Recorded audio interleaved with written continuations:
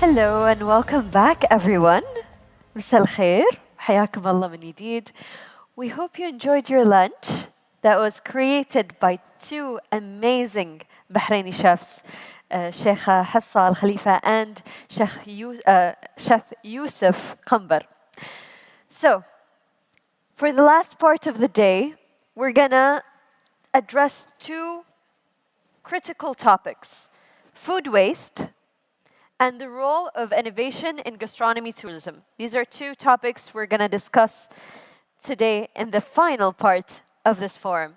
Our upcoming session is going to look into effective, environmentally sustainable strategies for reducing food waste in tourism.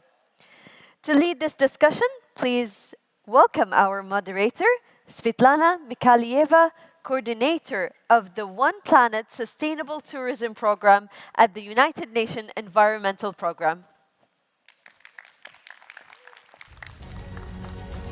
Thank you very much for the introduction. So I'm Svetlana Mikhalieva, coordinator of the One Planet Sustainable Tourism Program at United Nations Environment Program, and it's actually for the third consecutive year that we are super lucky to have at this amazing forum the opportunity to discuss the very important topic of food waste, and this from the perspective of circular economy. So back in 2022, in the Gastronomy Forum in Nara, in Japan, we had the opportunity, thanks to unwavering support of UN Tourism, to launch the global roadmap for food waste reduction in the tourism sector that was developed by UN Tourism and United Nations Environment Program. Last year in San Sebastián in Spain, in 2023, we had the opportunity to discuss what are exactly the concrete solutions to implement the recommendations of our global roadmap. And during my interventions last year, I actually been discussing about the United Nations Environment Program and specifically our initiative called Recipe of Change and Green Ramadan, and very inspiring work of Chef Leila Fatala. And this year, we are very, very lucky and grateful, and this, of course, thanks to the support of the Kingdom of Bahrain, of UN Tourism, and of Culinary Basque Center to have Chef Leila Fatala together with us. Chef Leila Fatala is a celebrated figure in the Middle Eastern cuisine. She gained prominence as a chef, but also as a TV host since 2009. She has built a very impressive community of 1.5 million followers on Instagram, 2 million followers on Facebook, and in 2021, Facebook, she creates initiative recognized her as region's most influential woman. And in 2023, she formally became UNEP ambassador and advocate for food waste in West Asia, and actively championed initiatives like Sustainable Ramadan and Green Ramadan. So please join me in warm round of applause to welcome our chef Leila together with me on stage.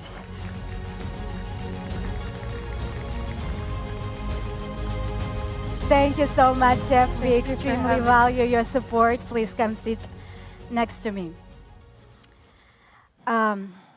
So, as I mentioned, you are the UNEP ambassador of Recipe of Change initiative, and your support was really instrumental and key for us to really gain important support and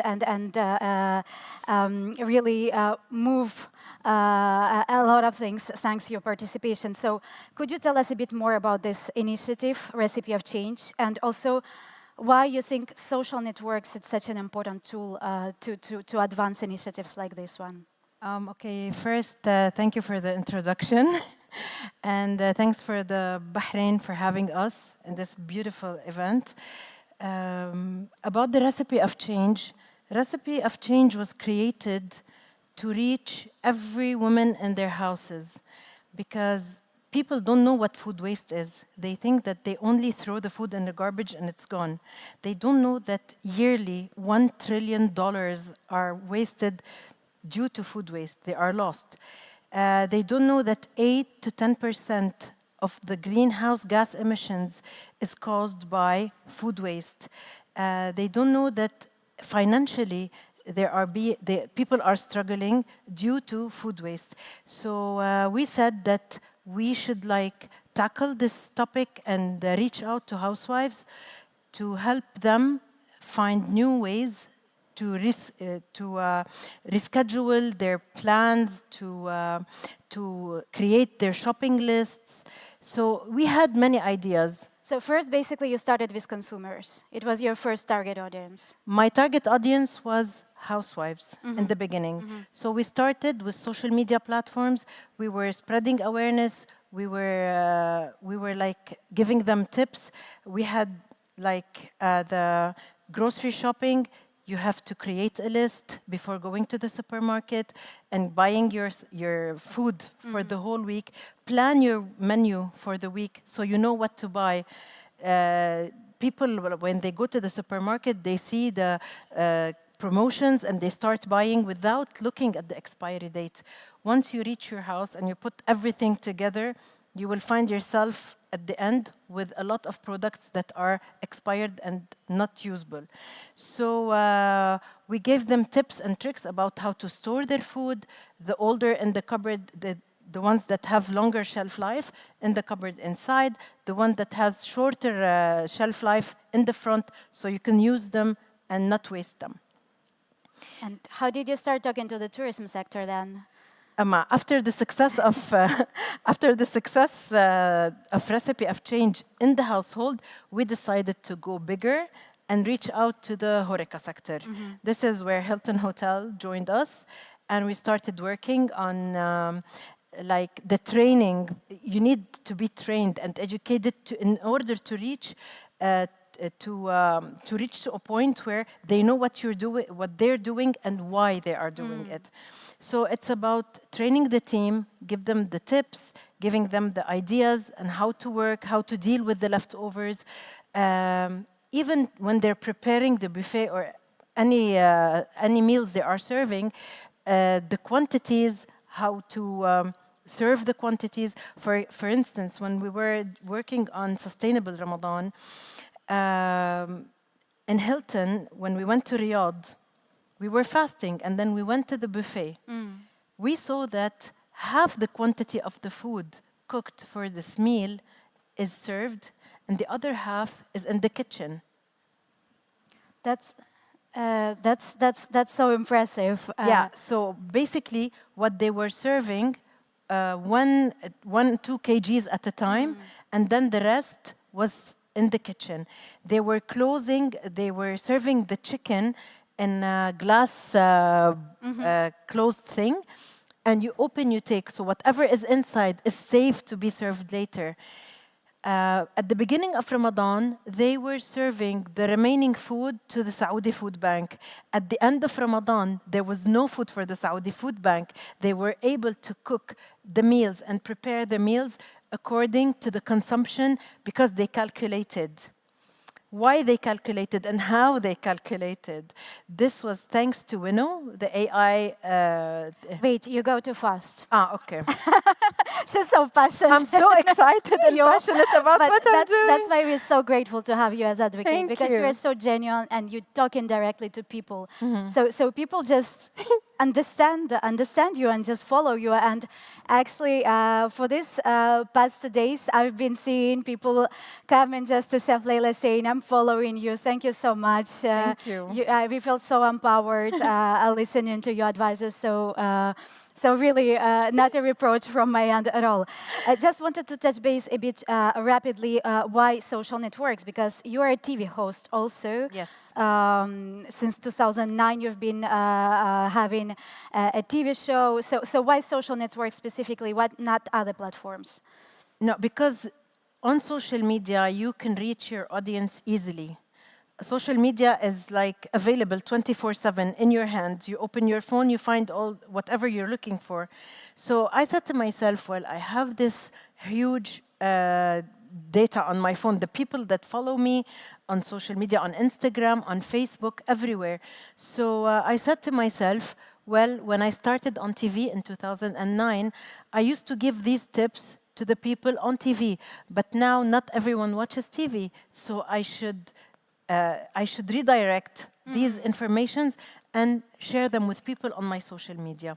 So it started like this, and you know, in this industry, the restaurants, the hotel, the HoReCa industry, wasted food is crazy. I remember when we were shooting an episode once, and the cameraman, you know, I work too fast when I'm cooking, just like now. I speak too fast.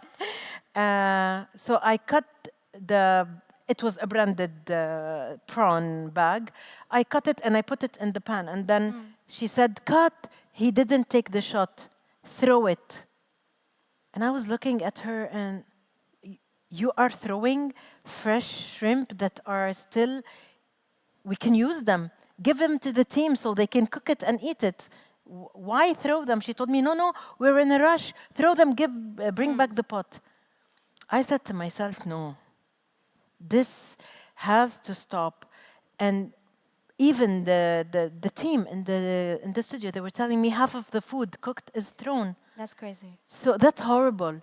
Yeah. If we don't raise awareness, if we don't give tips, if we don't manage to be in direct contact with people, not only through screens, maybe on ground. That's why when we collaborated with Hilton, we didn't only send them the toolkit and see how it goes. No, we went there, we were on ground with them, we were in direct contact throughout the holy month.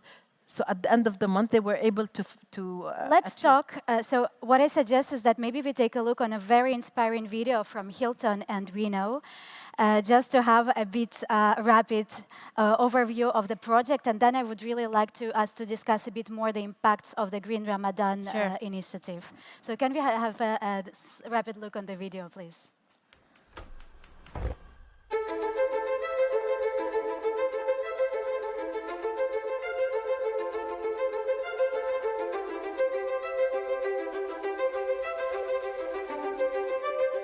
Hi, I'm Chef Sebastian from Hilton. Hi, I'm Amina from Winnell. And we're here to talk about green breakfast, an ambition to reduce food waste in half in 13 UAE-based hotels in a few months. So tell me about the Green Breakfast campaign. What started it? Well, it's inspired by the United Nations Environmental Program Recipe of Change, and it's in line with the NEMAF National Food Waste Trial. There are so many different stakeholders. There's behavioral change from team members and guests we had to influence. Our ambition really was to create a roadmap to share with our industry peers in how to accomplish this really ambitious target. Winnow supported us by giving us all the data we were missing. We were able to find out what exactly was going to the bin. Based on that, finding out the guest habits and change accordingly. Which specific interventions you design when it comes to plate waste with our hotels during the trial to drive impact? So during the trial, we were able to analyze the plate waste data and identify that the two key areas where waste was coming from was from the bread and pastries and the fruits. So the interventions that we created for these bread and pastries, we decided to change the portion sizes of specific items. While for the fruits, we looked at reducing the sizes of the fruits that were cut up. Pre and post-consumer waste together, Winnow and Hilton together, we delivered a 62% reduction on average between all the hotels. Let us dare to dream big, because if we deliver 1.8 million breakfasts annually in 13 hotels, how many breakfasts can we impact and influence if we think about the industry? What these initiatives show us is that if you prioritize something and then measure it, you can make a real difference. But now it has to be an industry priority. This is something we can achieve if we do it together. There is no time to waste.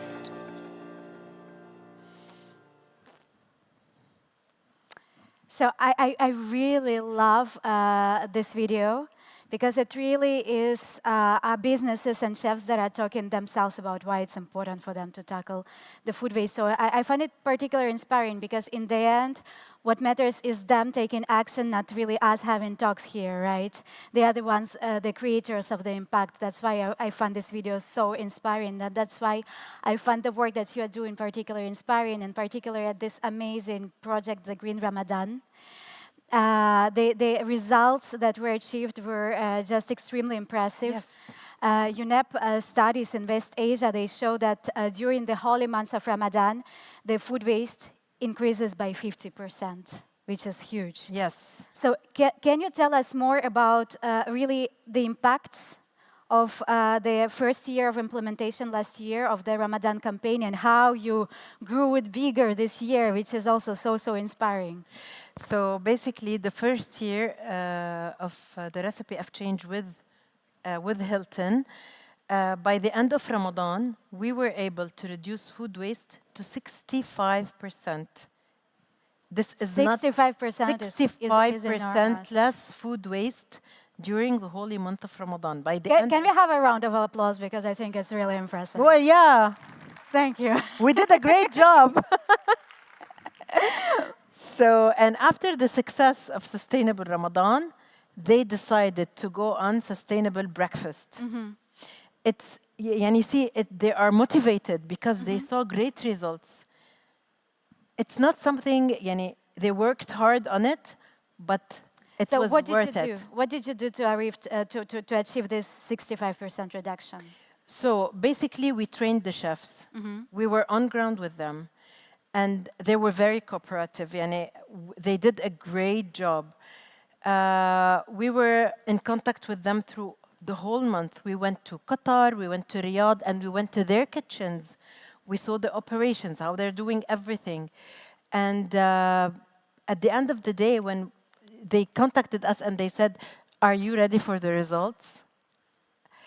So, because it was beyond what we expected.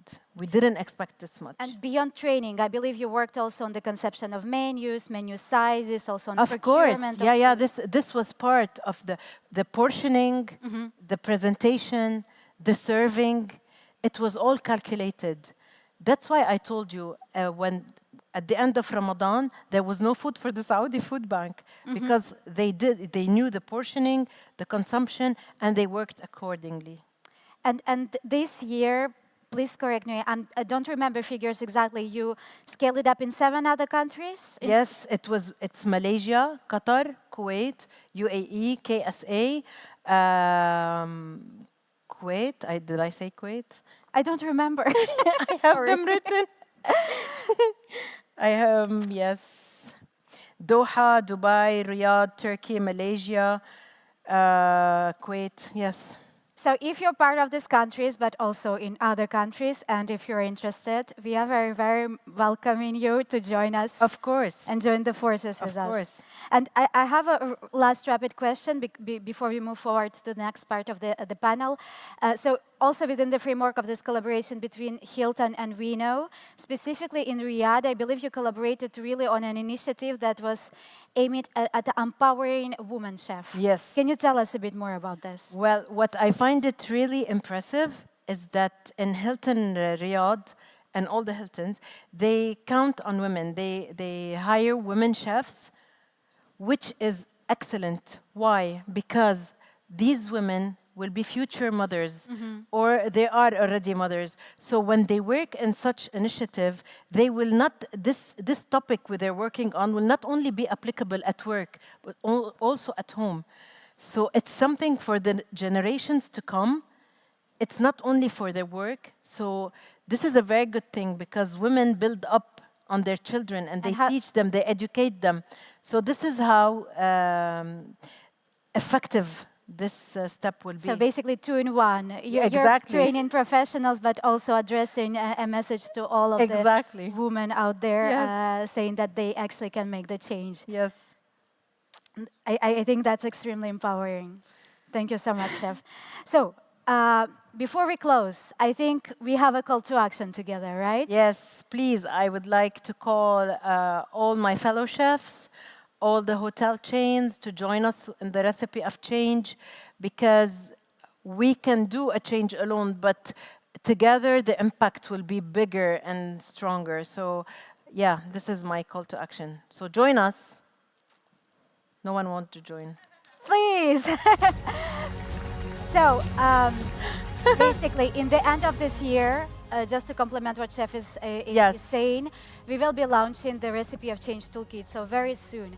And this toolkit will be really hands-on, really practical document with tips on how to communicate, how to implement impactful measures. Exactly. And how really we can join forces. So it's really a call to all of the tourism businesses, restaurants, hotels, chefs, to really join hands with us and deliver the effective results and We will measurable deliver results. the toolkit and you will apply it and you will be happy, the world will be happy. Thank you so very much. So please, a warm round of applause to our first speaker, Chef Leila. And now I would like to move to the second part of the panel and invite our two other panelists, two extremely inspiring gentlemen. So Mohamed Danbapa, the co-founder and chief commercial officer of IFAZ, based in United Arab Emirates. Please. And Benjamin Ali Philibert, founder and CEO of Light Blue Consulting, based in Thailand. Please join me again, warm welcome, a round of applause. Thank you so very much for your time and for accepting your tourism invitation to be part of this panel. I was extremely excited when we had exchanges to prepare this panel because I know that you have a lot of very impactful, interesting things to present. So, Mohamed, my first question will be to you, and thank you again. So, in IFAS, I have understood that your purpose is really to repurpose waste into valuable resources. And this is also related to food waste, right? Yeah. So I believe in the past 6 years, you worked with 1,300 businesses and communities, which is already extremely impressive in itself. So can you briefly introduce your business and tell us a bit more what's innovative about what you're offering and what you're doing?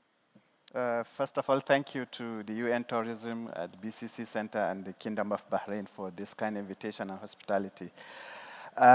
Ifaz is an Arabic word for the people that are Arabic speakers here. It actually means to protect or to preserve. Our singular mission is to give used resources a new life and then to live a life without waste. What we typically do, we take any expired or unwanted materials or waste for someone, and then we turn it into resources. When it comes to food, the food that is generated in restaurants, hotels, supermarkets, or our homes, our kitchens, we turn them into animal feed or compost, where we give it back to farmers and then ensure food security. When it comes to consumer goods, so your shampoo, your shower gel that we use in the hotels and other places, we turn them into cleaning products, and as at the end of the day, we give it back to UN humanitarian aid to use for cleaning or to hard-to-reach areas. We have been doing this in the UAE for the past 6 years now, as you mentioned, and over that period, we have diverted 15 million kg of materials from 50? Dubai landfills. Wow, Yeah. that's impressive. That's, if you're talking in space, almost 100,000 cubic meters square. If you're going to put it in layman terms, that's equivalent to 13 soccer fields or stadiums, as we call them, for football. This deserves a round of applause as well, ladies and gentlemen. So I have a question to you specifically on work that you are implementing within hotels. So I believe in Dubai alone, there are over 600 registered hotels, right? And in average per month, it is estimated that they waste between 3,000 and 4,000 kilos of food waste. So what are the solutions that you're offering specifically for hotels to tackle this issue? The simple solution is the refeed service of ours, where we go to the hotels, come up with a holistic approach, like train the people, as Chef Leila was talking about, educate them so that they will be able to do the sorting and segregation of the waste materials. The challenge when it comes to waste management or recycling, people will come and then overcomplicate things, saying that, okay, you have to like separate the plastic, do this, then it becomes really complicated for the people that are actually doing that. So what we did, we simplified. We just give them 2 bins. One, this is where you put all your organic products, and this is where you put other waste of materials. And then we come based on a frequency of schedule. Some hotels we go like daily, some we go like twice a week, depending on the volume that they generated. And when we pick it up, we process it in our facility, and some of the hotels, we give them back the components so that they can use it for landscaping, they can use it for agricultural activities and other stuff like this. So the simple thing is just to make it less complicated, and then we give them reports at the end of the day, so that they at the end of the month, sorry, so that they know what actually they have done and the impact they have done. So we'll translate it into layman terms. So in a single month, let's say in September, you generated X, Y kg of materials, and this is what you have done. So that motivates them a lot to do more and more, and then to supply to their own headquarters. Maybe the headquarters is Europe or the headquarters is in America. That is in line with their sustainability targets. And are you translating also this information in financial, let's say, impacts for the businesses? Because we've been talking just before the panel with Benjamin about this topic and the importance of this. Yes, so UAE is one of the most progressive cities. They want to do the best. They want to be the things fast. So last 2 years, they introduced tipping fee. Basically, it's called pay as you dump. So if you go to a landfill and you're going to dump materials, you pay a gate fee, which is 3 to 5 times the normal cost that you're trying to do before. So as soon as you're a finance guy, your balance sheet shows you, oh, in waste management, I spend this much. What are the other solutions that I can come up with? So when they come to us and then we tell them, hey, you can reduce your waste disposal cost as well as do good thing, it's a win-win-win situation. That's very impressive. I will follow up with also now to Benjamin for our third panelist. So several of you actually know already Benjamin because he led yesterday the masterclass on circular solution for reducing food waste. So thank you so much for being with us today. Can you also briefly maybe introduce what is Light Blue Consulting and what is the work that you are doing? Thank you very much. Thank you for the invitation and thank you for being here. Yes, so Light Blue is a company that I started about 13 years ago. At the time, I was a consultant on greening the hotel industry, looking at energy, water, waste, chemical, staff awareness. But I was shocked because there was nothing related to food waste. It was not a topic. It was not an issue in itself. So started to dig. I'm not a chef. I'm not trained kitchen professional, but was just curious and started to see those bins full of food. And I asked the question to the kitchen staff. I was like, how many kilos you have in this bin, and where is it coming from, and what is it, and how much does it cost you? And that's how it started, because they look at me a bit like, why do you care? And I was like, well, that's just atrocious to me. And that's how I discovered that this topic was actually was not on the table. No data, no tools, no methodologies, not even a topic actually being discussed. So that's how I found a couple of tools, left and right, built a methodology, managed to convince one hotel to let me try. And then we had like 8 different recording points at the back of house, trying to answer the question, how many kilos would a hotel that size waste per day? And that's how it all started. And then from that point onwards, we started to build our own technology called FIT, Food Intel Tech, that is used in commercial kitchens to track and answer the key question, how much, when, where, what, why is food wasted? Built our methodologies and our know-how. And we also accompany professionals in the implementation of the Pledge on Food Waste Certification Scheme, third-party verification. So now we are currently having customers in about 30 countries. Wow, 30 countries. Yes, finally. And you know, when I started working on the topic of food waste a few years ago, together with my colleagues from UN Tourism, we started doing research and interviewing tourism businesses about what's the issues, with already the end goal of developing the roadmap for food waste reduction in the tourism sector. Your name was very recurring.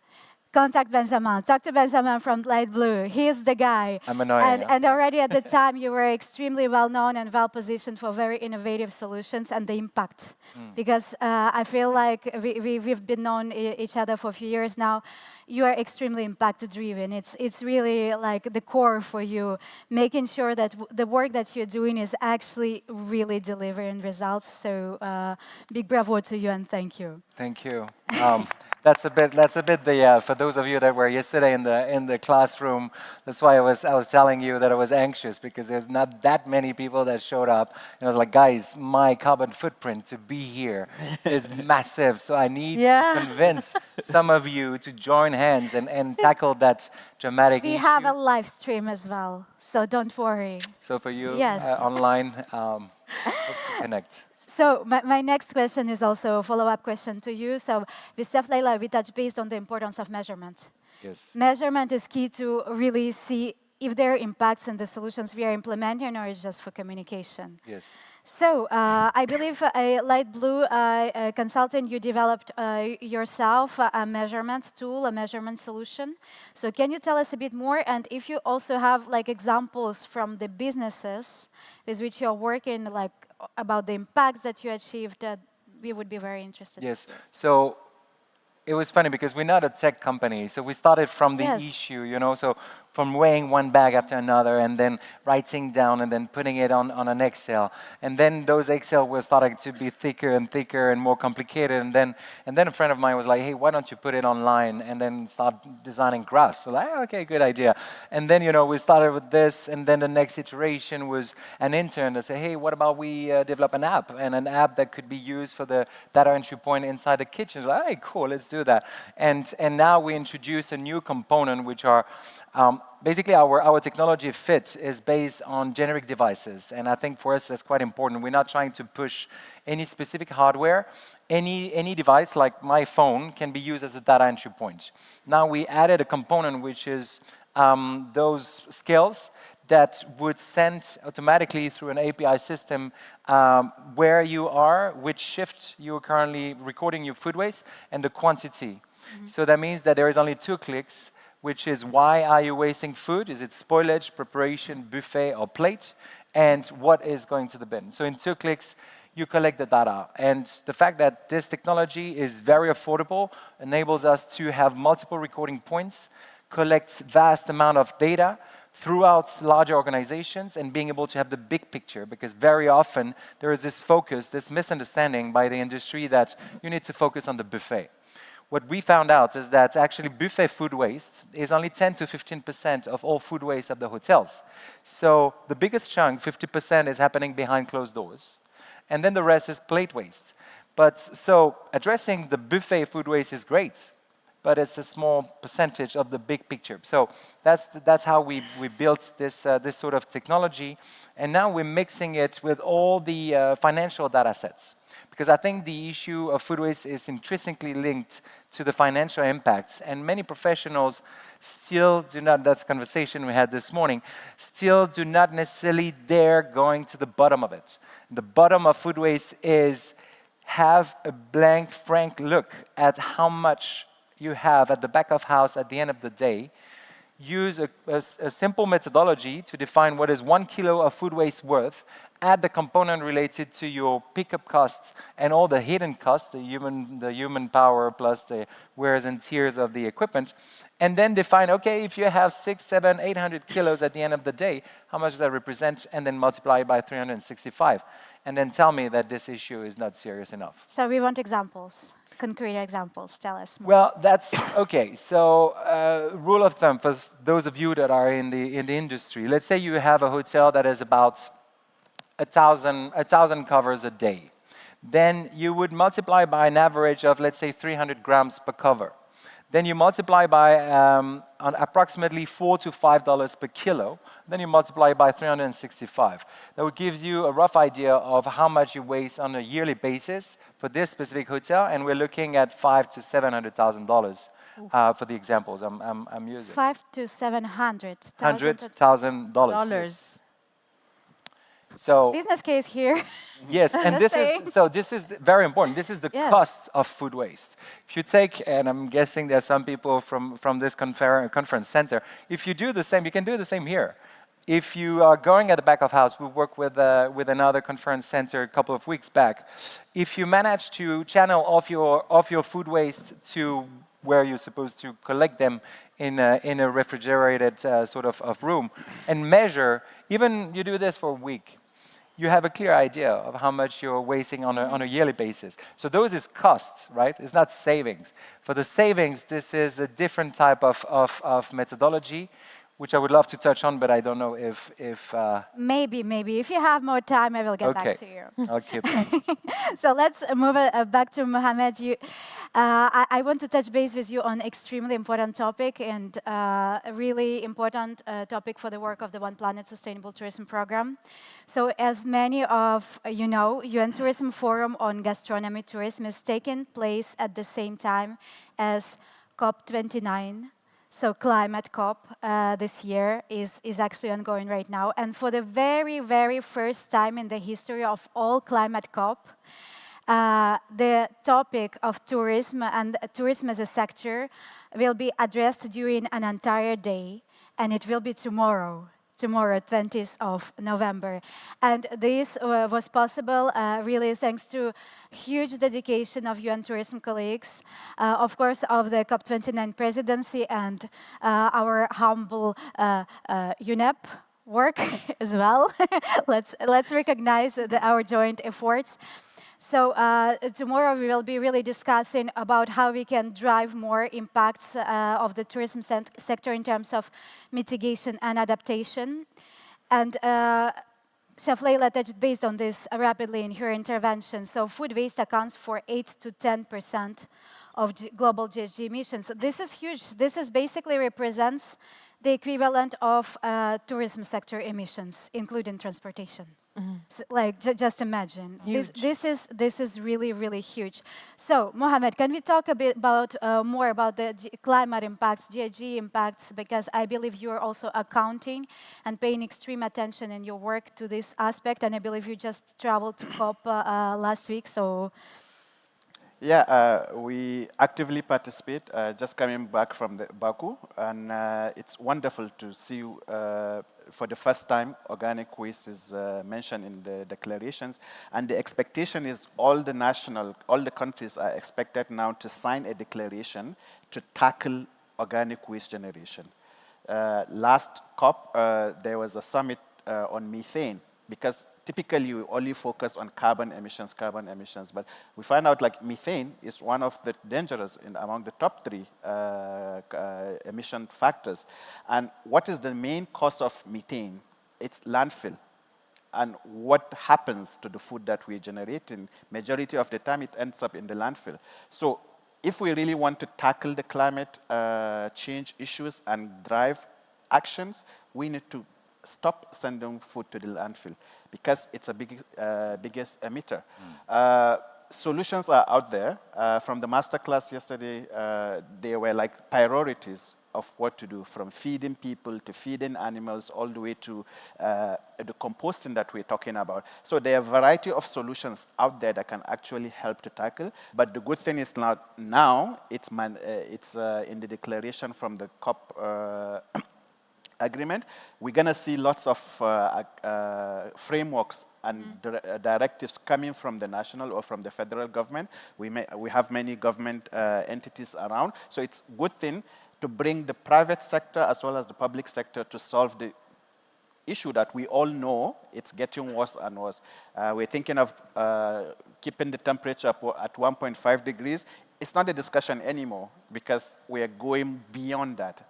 So I think it's a good initiative to get the private and the public sector together. Absolutely. I feel like there is a real complementarity if we need to really impactfully address this issue. When I work with businesses, they say, we are ready to go, but sometimes in some countries, in some regions where we operate, we actually need impactful, ambitious legislation for us to give really a framework to act. And of course, legislators need businesses, committed businesses, to actually implement action on the ground. So I really love the message that you are sending here, because this complementarity is absolutely essential. Yeah, sorry, just to add to that, last COP28 was the first time there was a business philanthropy forum. And the second time it happened also in Baku.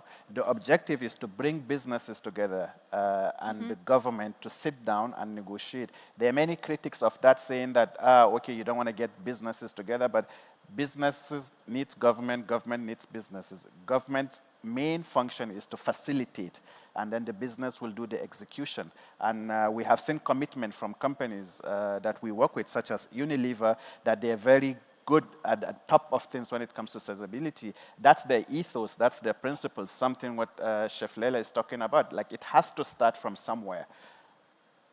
Thank you so much. I find it very inspiring.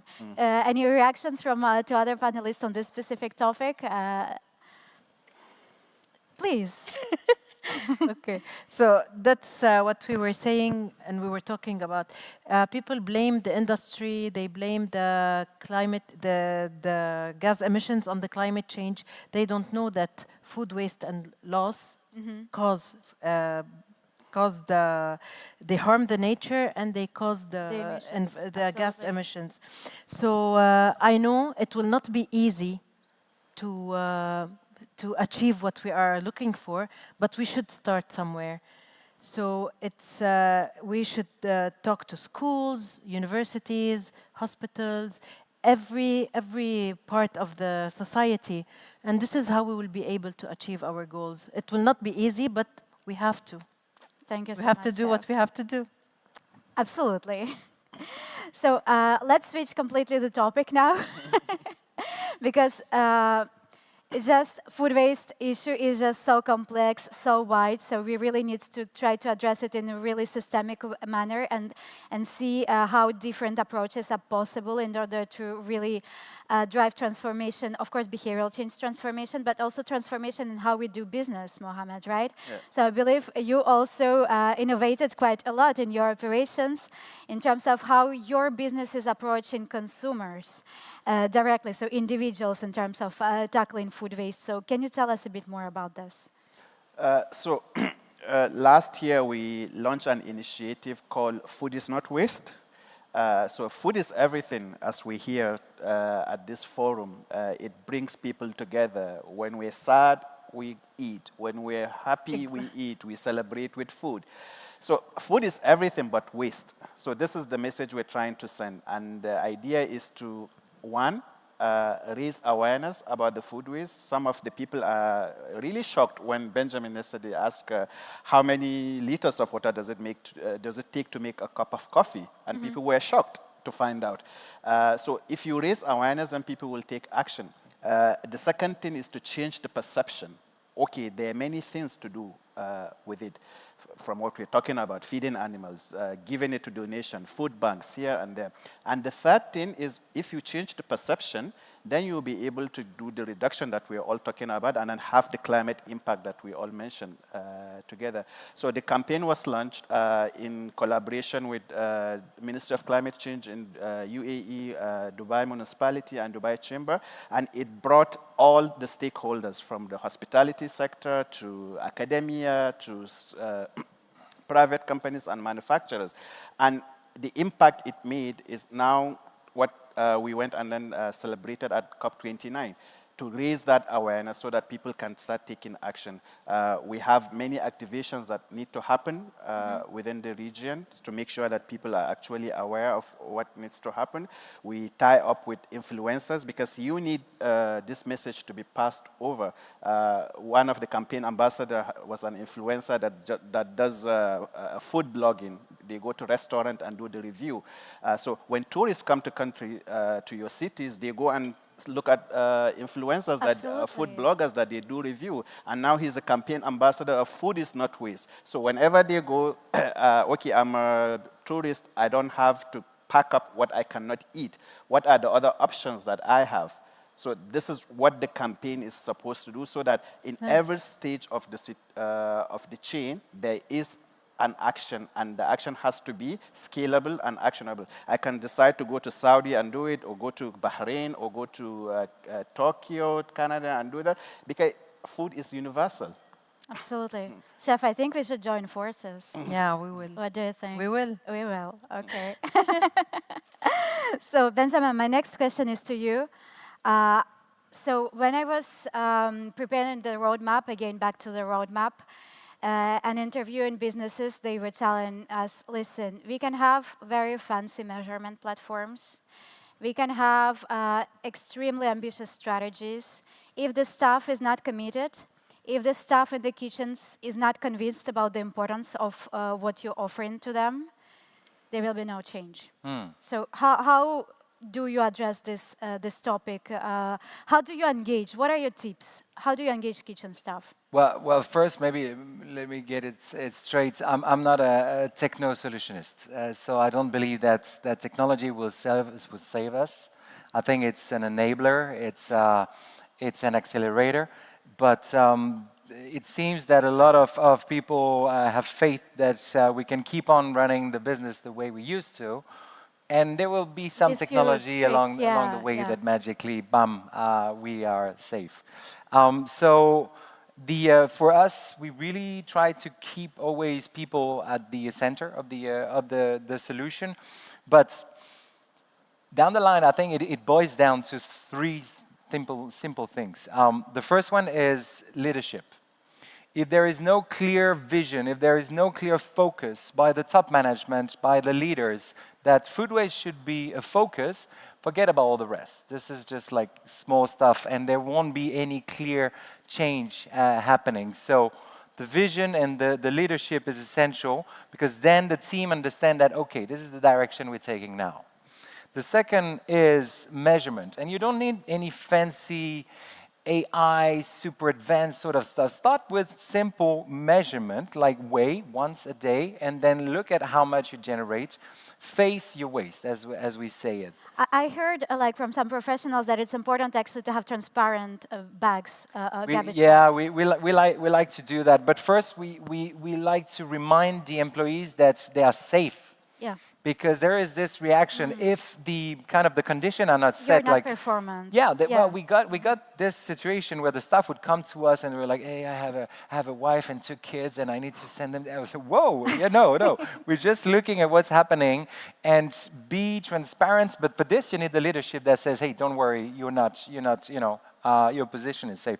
So leadership, then measurement, and then it's a sense of responsibility. And this applies to anyone of you as well. Why I decided to focus on food waste for the past 12, 13 years? Because everybody eats, and everybody must eat to sustain. And you can start by your own self. So that's why I was going a bit left and right and giving some stickers about food. I'm a food waste warrior. Just as a simple commitment, I will finish my plate.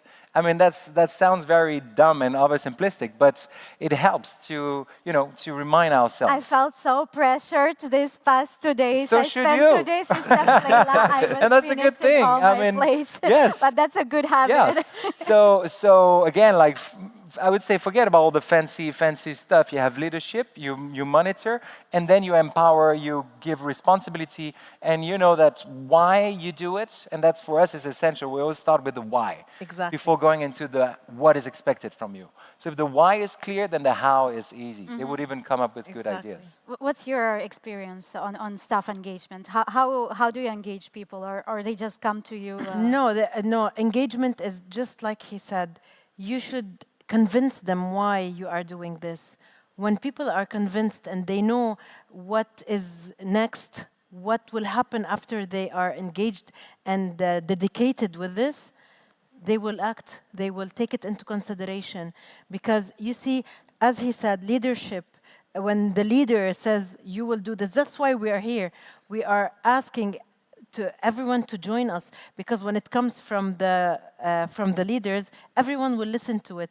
But on a personal level, to anyone tell them to do this, they might listen, they might not. So leadership, group work, teamwork, this is how we can achieve all these. And that's why also this type of campaigns really also empowering so much the message that you send into the public, right? Yeah, it does a lot.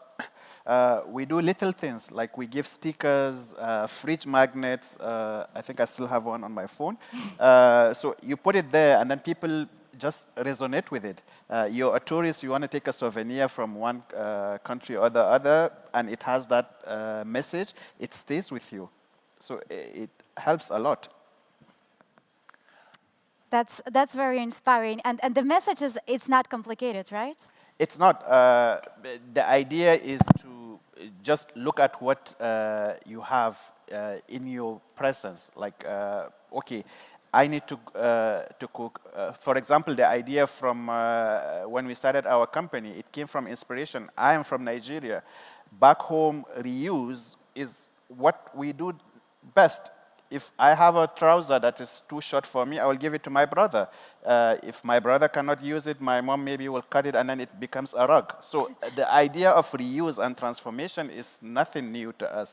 So we apply the same principles when it comes to food. Okay, how can I reuse it? How can I transform it into something else? I hear you. You know, I'm originally Ukrainian, and when we started working in United Nations on circularity, everybody was like, circularity is so complex. But we heard that Ukrainians are very good in this. You're like, all of the developing countries are good in circularity. We just rebranded the term. Yes, exactly. You know, I was raised in a family where I saw my grandma. She has 12 kids. So whatever leftovers rice, you know the rice we cook with this too. The next day, she takes the rice, she put bread with it, she does grilled onions, fried onions with some tomato paste and cook everything together, and she fed her kids. So this story, my mom and dad used to tell me this story, and now I see how it's in the family. Yani, I was raised in a family where we care about every bit of rice. Just like he was saying, maybe the towels, they cut them to use them to wipe everything. Nothing goes to waste. Nothing is thrown in the garbage. So it's educational. It's something from our youth, maybe from when we were born. We see this in our houses. So yes, the experience maybe we lived made us here today. Absolutely. Benjamin, Yeah, no, wanted to touch quickly on the importance of education, but institutions. I think there is, we started to work with culinary schools and School of Hospitalities. I think there is an essential role and I would say responsibility by those institutions to train and ingrain the right mindsets to future professionals. That you don't run a kitchen the same way in 2025 that you would in 1998.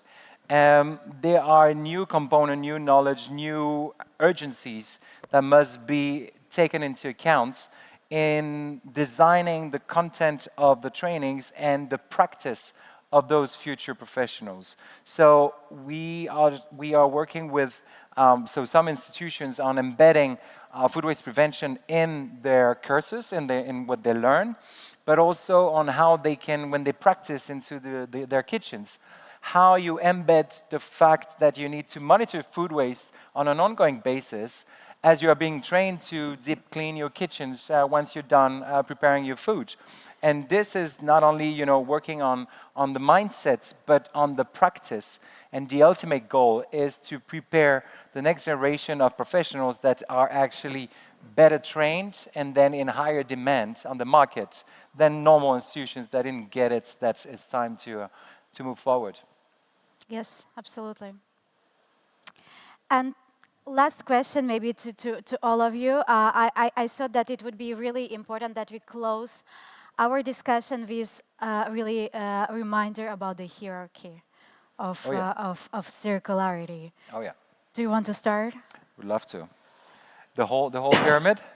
Let's go. Okay, all right. Well, for those of you that were sitting with for the handful of people that were sitting in the class with me yesterday, no, I think this is really and I'm sure you all agree, one of the most important piece of information that everybody should know. When you have to tackle food waste, there are certain priorities that you should consider. It's kind of a upside down pyramid.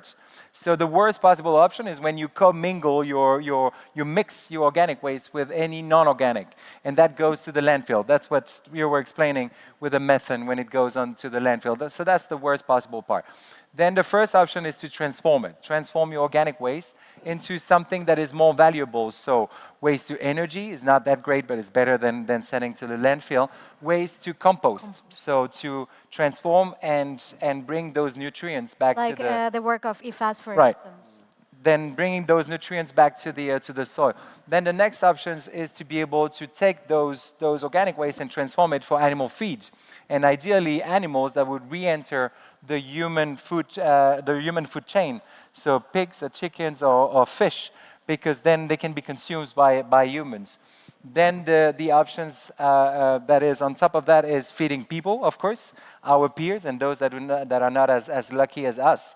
And the top priority should be like preventing, minimizing food waste before it happens.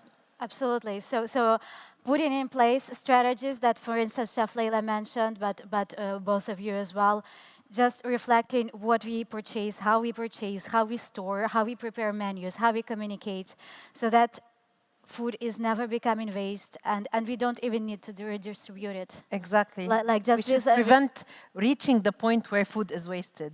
Even redistributed in some cases, because even though a redistribution is a great solution, and I don't want to discourage it, I think it's absolutely important and extremely helpful. Please don't misunderstand. It's just, I think when it's managed in an efficient manner, this also then can be financially demonstrated about like the efficiency of the business operations. So that's encouraging also to continue on this path as well, because financial impacts are extremely important for businesses to be committed, right? Sure. Mohammed. I think the point I want to make is like we as individuals should realize like the power is in our hands. There is nothing greater than an individual has as stronger as a willpower. If we really have the willpower, we can do it. When it comes to behaviors, consumer behavior, we don't fall a prey to what the universe is telling us to do or what the companies are trying to sell to us. So if we can channel that inner willpower of ours and try to look at it from that perspective, it really helps. I will give you an example. Coldplay, the band, everyone maybe knows them and then they like what they do. They are the first band to do a sustainability report. So every single year, they do sustainability report, and it shows the carbon emission that they have done. It shows where they go to and what they do. You can go online and find the information. And no one will think like a band like Coldplay will do something like that. When they come to do a concert in a particular city, they look around the vendors to see what solutions are available. They came to Abu Dhabi, they wanted to do a concert. They're looking for a company that is able to take the canister of the spray cans that they have, because they care, everything matters to them in how they do things, because at the end of the day, they want to do the reporting. So if you can channel that aspect in what we do on a daily basis, it makes an unbelievable impact. That's really a good conclusion, I would say. May I just ask three of you one phrase? What do you want people to leave this panel thinking about? Mohammed. Food is not waste. It's everything but waste. That's concise, but very clear. Benjamin. I would say, well, I can do it. I must do it. Me, myself, not waiting for anyone to tell me or any technology. Is you can just do it. Chef. Education, execution, and solution. Yes. Bravo for this inspiring words. So just before, hold with me just 2 more minutes. Before we close this panel, I actually have a very important announcement to make. May I ask colleagues to show what we have to announce here? So I mentioned to you in my opening remarks that back in 2022, we launched back in Nara the global roadmap for food waste reduction in the tourism sector. And this roadmap is really giving the north to the tourism sector about how to set in the right ambition, realistic but ambitious targets, how to measure, what are solutions out there, and then how to act. So what are the concrete solutions that are impactful? And now, as you can see on the screen, we have the translation into Arabic. We're just launching it today.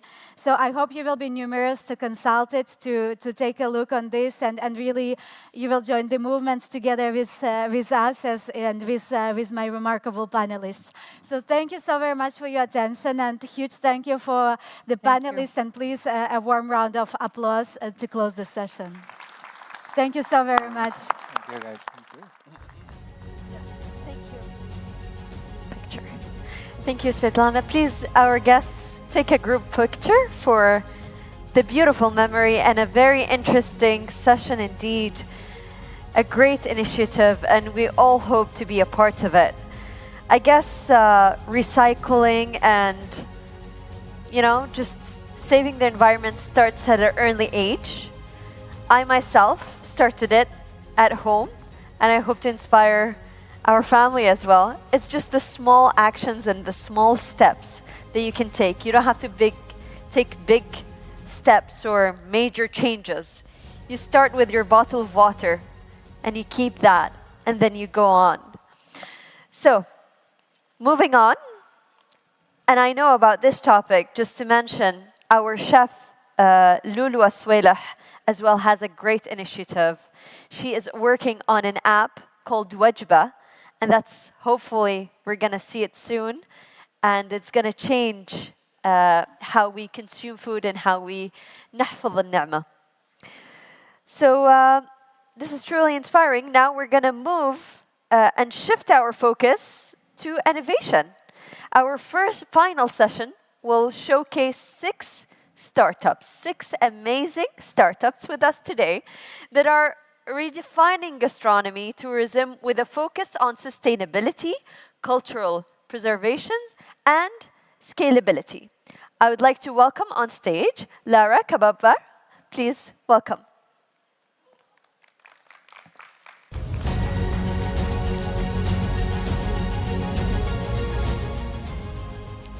Hello, everyone, and welcome. Today's session is going to be about the 4th Global Gastronomy Tourism Startup Competition. Allow me to welcome the Director of Innovation, Education, and Investments of UN Tourism, Mr. Antonio Lopez de Avila, along with Mr. Ander Lopez Delgado, the Innovation Entrepreneurship Manager of the Basque Culinary Center. Please welcome to the stage.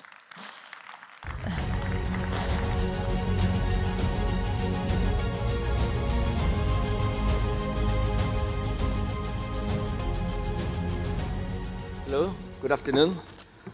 Today, we celebrate talent and innovation. In this 4th UN Tourism Global Gastronomy Tourism Startup Competition, we have 6 finalists coming from all over the world. Around 200 applications we got from 69 countries, and now here today we have the final. So we are celebrating innovation. We are celebrating how startups are helping us to think about a new and sustainable gastronomy tourism for the future. Hello, thank you, Antonio. Thank you, United Nations, and of course, the Kingdom of Bahrain. My name is Ander. I'm the Entrepreneurship Manager of the Basque Culinary Center, and we at BCC, as a university knowledge center, we truly believe in talent, and we truly believe that gastronomy, it's a power of money, of education, and a transformative tool for cities, regions, and countries. That's why we, apart from the education and innovation side, we are a truly promoter of entrepreneurship in the whole gastronomy value chain. 4 years ago, we decided inside this forum that it was important to launch or promote innovation, thanks to a small startup competition that now, after 4 years, it had gone really, really big. That's why the most important thing about the startups is what is behind, so the entrepreneurs.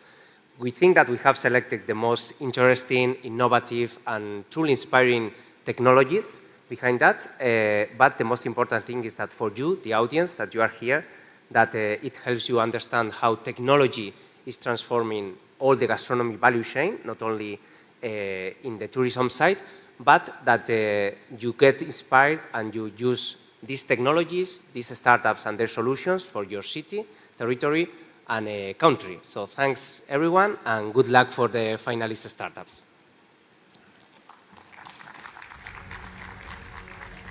In alphabetical order, we're going to start with Argentina with Maria Fernando Ponesso, co-founder of Agrogusto.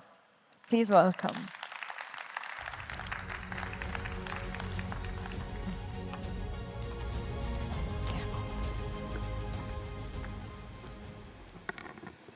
Hola, muy buenas tardes a todos. Hello, good afternoon, everyone. My name is Maria Fernanda Bonesco. I am the co-founder of AgroJusto.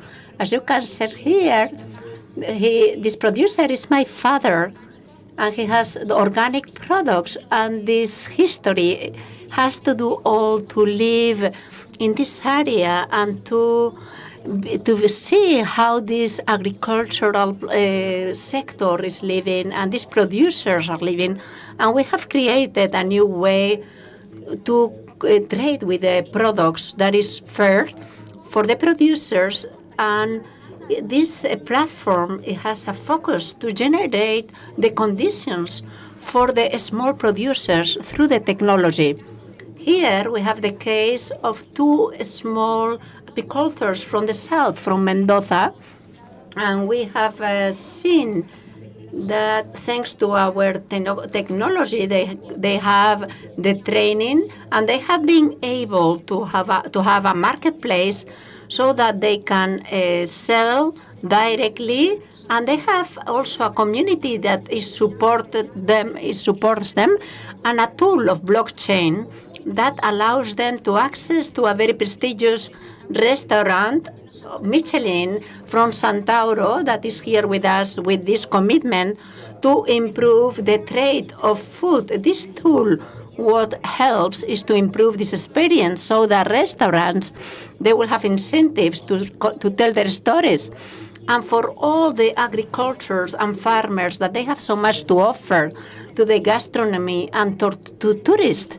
And this solution allows to anyone that they will be able to get in touch with many producers and to be able to multiply this impact and to create this information that is so important that we are talking every day. The producers can talk about their history, where is situated, where is the photographies, and everything is linked to the blockchain. And also, they can take all those informations, they can personalize that information and tell their story. There is no tourism without gastronomy, and there is not gastronomy without these small producers that can count their stories. The impact has been created in Argentina and Mexico because we want to work in this sector through education, generating opportunities for them, generating income that will allow them to improve their conditions. Also, we have digitalized many of the traders that they want to trade their products. And also, we are working for education. We have listened to many of the ponents talking about this topic. In Mexico, there is an NGO that is very important, and we are going to launch the first academy of young students in the south of Mexico. This won't be possible if we were not linked without listening to all the stakeholders and all the chain. And that's why here we are showing you this photography. And we are also here with Emmanuel. And we have developed and we have understood that those solutions need a link in more than one sector. And that's why we are working to achieve a technology that will work with this sector. And we have created a method so that any government or any NGO, they can use this infrastructure and this technology that is consolidated in just one solution. And in this way, we could transform, and something that we have been listening, that it has been very inspiring, and to be able to conclude my speech is the next step. And the next years, if we don't have what we do not measure, we cannot improve. And this technology is allowing us to improve, to quantify, so that in next years we will be in the forum and we could be able to measure this impact that we are creating with the farmers. And we will do it possible to working together and to create these ground solutions like the chef Diego Guerrero has mentioned of this need to be able to advance. And thank you very much. Next startup is going to be from Morocco with Wahed Fatin, co-founder of Garista. Please welcome.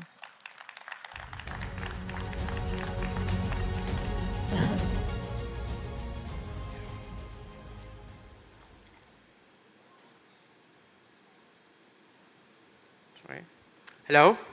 Imagine you are a tourist in a new city.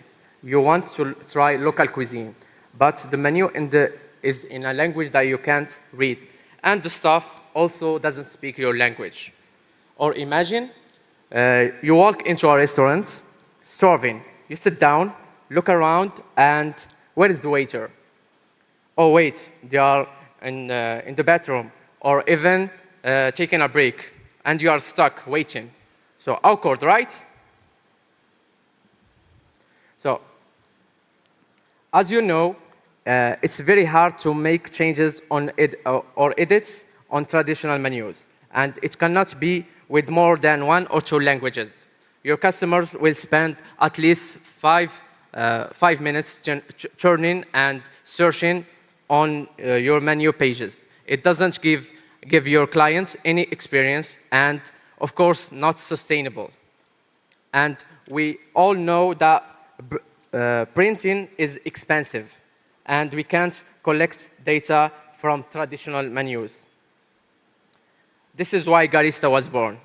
With Garista, we can handle menus, customization, marketing and promotions, payments, like paying from smartphone, and also management, like manage your staff, tables, inventory, and items, and of course, data. Let's move to the features of Garista. The menu customization feature gives you the over control on menu design, and also you can create your own design or choose a ready theme or skin. The multi-language support. So with this feature, you can add as many languages as you want on your menu. And also you can showcase your local cuisine to your visitors by promoting them or telling the story behind these dishes. And also you can showcase your dishes by interactive videos that show how it really looks like and how the chef is preparing it. For the interface is very friendly and simple. Anyone from your staff can use it with ease, and if you are using a point of sale, you can easily integrate it with Garista. For the data, with Garista you can track visitors, sales, revenue, inventory, and even your top performing items. And of course, you can store all this data and insights and use it again. We have integrated AI also in Garista. Now, AI can give recommendations, can elevate culinary tourism, and can predict analytics. And of course, we collect tourism insights, and we collect data. And the collected data, we give it to local governments and tourism boards insights into traveler dining preferences. We have also other features like call the waiter from the smartphone, pay the order from the smartphone, and also tracking the performance of your clients. For the marketing, we have many marketing features. We have integrated many options like social media pixels that allow restaurants to retarget and send promotions to their visitors on social networks, and many upselling features, and we have also integrated loyalty program inside our menus. Okay, for the opportunities, with the multi-language support, Garista has the potential to expand internationally, and with our SaaS structure, we can penetrate or move to any market in the world. And for the partnership opportunities, we can collaborate with many payment processors and food delivery apps. the impact of Garista. For tourists, a smooth, enjoyable dining experience that turns every meal into a memory. For restaurants, we increased the customer satisfaction and loyalty and revenue. And for the planet, a sustainable, forward-thinking approach that supports global environmental goals. The impact we have increased our restaurants' revenues and decreased the waiting time, and also we have removed the order errors. No. Sorry. Thank you very much, Wahed, for this presentation. Our third finalist is going to be from the Philippines, which is Farm Tree, with Eris Castillo, co-founder of the startup. Please welcome.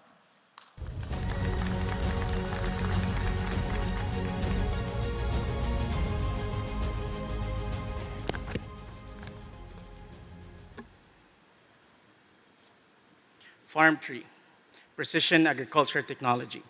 We are an agri-tech startup based out of the Philippines, leveraging technology, harnessing the power of data analytics and AI to innovate the food value chain.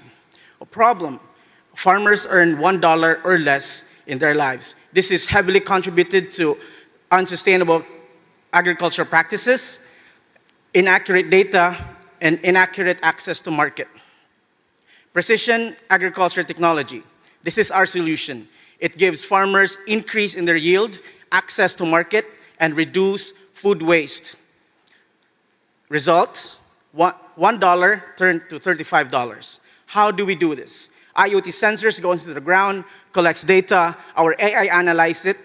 We exchange technology with the farmers, we help them. Our AI creates a demand forecast features in our platform. And what do we do with the data? We take the data, we give it to hospitality industry, gastronomy, tourism. We give it to them. They use it to automate their inventory management. With the power of AI, it learns their behavior, consuming behavior. It creates a demand forecast software. How do we get this collective together? We partner with farmer cooperatives and associations. We partner with them through participative land utilization program to allow our IoT sensors to be in their fields, a farmer-involved farm development plan for them to have the practice, the sustainable agricultural practice. And in this hospitality industry, it automates their inventory management. It cuts down their cost. And with it, consumers and producers can now communicate with each other. Farmers now know how, when, and how much to grow, preventing overproduction. This is why we do this, because $112 billion is committed to the economy globally, $39.5 billion, Southeast Asia, that's our region, $1.5 billion in the Philippines, and we have completed 3.3 out of that market. Our business model is simple. If the farmer earns, we earn. If the customer is satisfied, we earn. And we only take 40% of everything that goes through our pipeline. As a practical example, Nang Pasing is a farmer in the Philippines. She grows native chicken. But our IoT sensors does not go into the chicken, it goes to the soil. And our IoT sensors help Nang Pasing to grow corn, cassava, cowpea, sorghum, to create feed for her chicken, and she doesn't have to rely on commercially sold feed. And with it, she can grow her chicken, trade it in our platform, and sold to a specialty restaurant in Cebu, a native chicken restaurant. Locally sourced raw ingredients prepared by locals, and impacting Nang Pasing to $1,000 a month of income. This is how we created the trust and confidence of 384,000 farmers, because we've increased their income. We've prevented $2.4 million of food waste, saved water, and created a separate vertical for farmers, carbon capture. Our IoT sensors can measure and detect carbon being sequestered by sustainable agriculture, and we sell the carbon to whoever wants to buy it. What do we need? We need collaborative efforts, partnership. We need hospitality industry to be in our circle. And we need government to allow us to access the grant. Because we are a small team, but we use the power of the collective. We pooled ourselves with experts in business, science, mathematics, finance, agriculture, and engineering. I am a mechanical engineer. And with it, together, we can cultivate the future.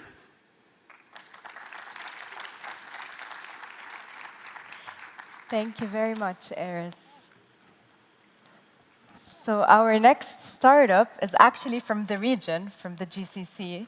And together, let's welcome Ahmed, the co-founder of Jood Startup. Please welcome.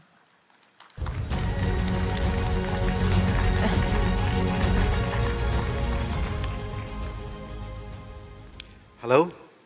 I would like to speak in Arabic, so if you don't, never mind to put your headphones, because that's translated to English. Assalamu alaikum. Peace be on you. My name is Ahmed Zahrani. I'm from KSA, and I'm a co-founder of Jood, which seeks to transform the household kitchens into small restaurants. During the last 2 days, experts highlighted the importance of gastronomy as a part of a travel experience. As we know that 85% of people prefer house food, this experience will be more attracting to the tourists who will try to explore local dishes and cuisines and have unique experience.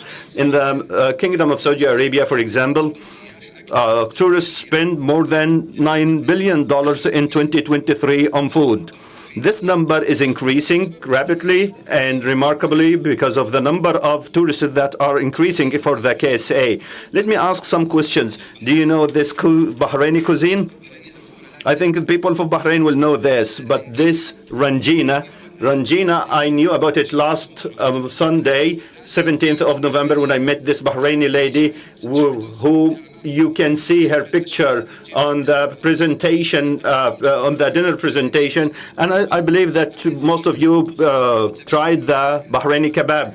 This lady cooks the food at her home and sells this food, and she is the same like other household cooks or chefs.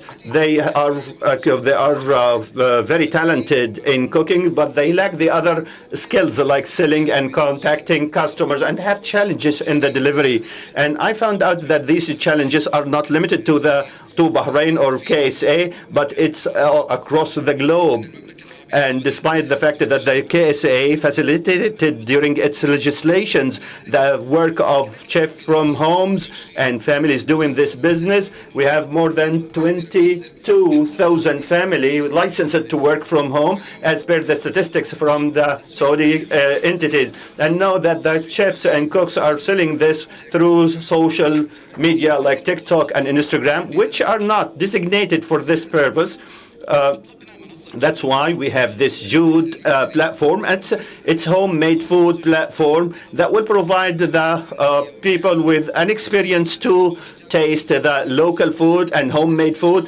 So what we can do is to write the dish that you want or the cuisine, and then you get the information about the prices and the provider. And the platform also offers another way that you can see all the names of the chefs and review all the cuisines that they can offer and choose the most appropriate to you. In addition to this, you can see the reviews of the other customers in order to ensure a unique experience. And in order to enhance the facilitation of this, we utilize the AI technologies in order to provide customized suggestions for each customer to facilitate the choice for them. We are in Jood. We try to have to be trusted and well trusted by the customer. We gave instructions to the cooks and chefs, and we were supported by the legislations and the actions taken by the government, like certifications given for cooks and chefs in order to prepare food. It's just like validity and accreditation. We also help talented cooks and talented chefs in order to attract new customers. And also we provide those who like the tourism and gastronomy with information that will be reflect the originality of the KSA cuisine. We also provide discount like 10 or 15% for each transaction. We also have access to and special fees for consultations that will enhance and training that will enhance the skills of chefs. We also provide technological solutions, and we are ready for expansion. And we promise you that you will find the wide variety of the types and dishes and cuisines. As Sultan Musallam said yesterday, more than 3,000 Saudi dish or cuisine, and this will mean that we need more new chefs from all the regions of KSA in order to provide and deliver these cuisines and change and transform home kitchens into home restaurants. This will enable women and empower women for her independence, and also preserve heritage that will reflect the culture of community. This impact was clear through a number of chefs that are working from home in Mecca, and we presented on a number of occasions the homemade food heritage, as you can see in the picture. Thank you, Mohammed. Our next startup is going to be from Europe, from the United Kingdom. Together, we can welcome F-Waste startup Neil Bradley. Please welcome.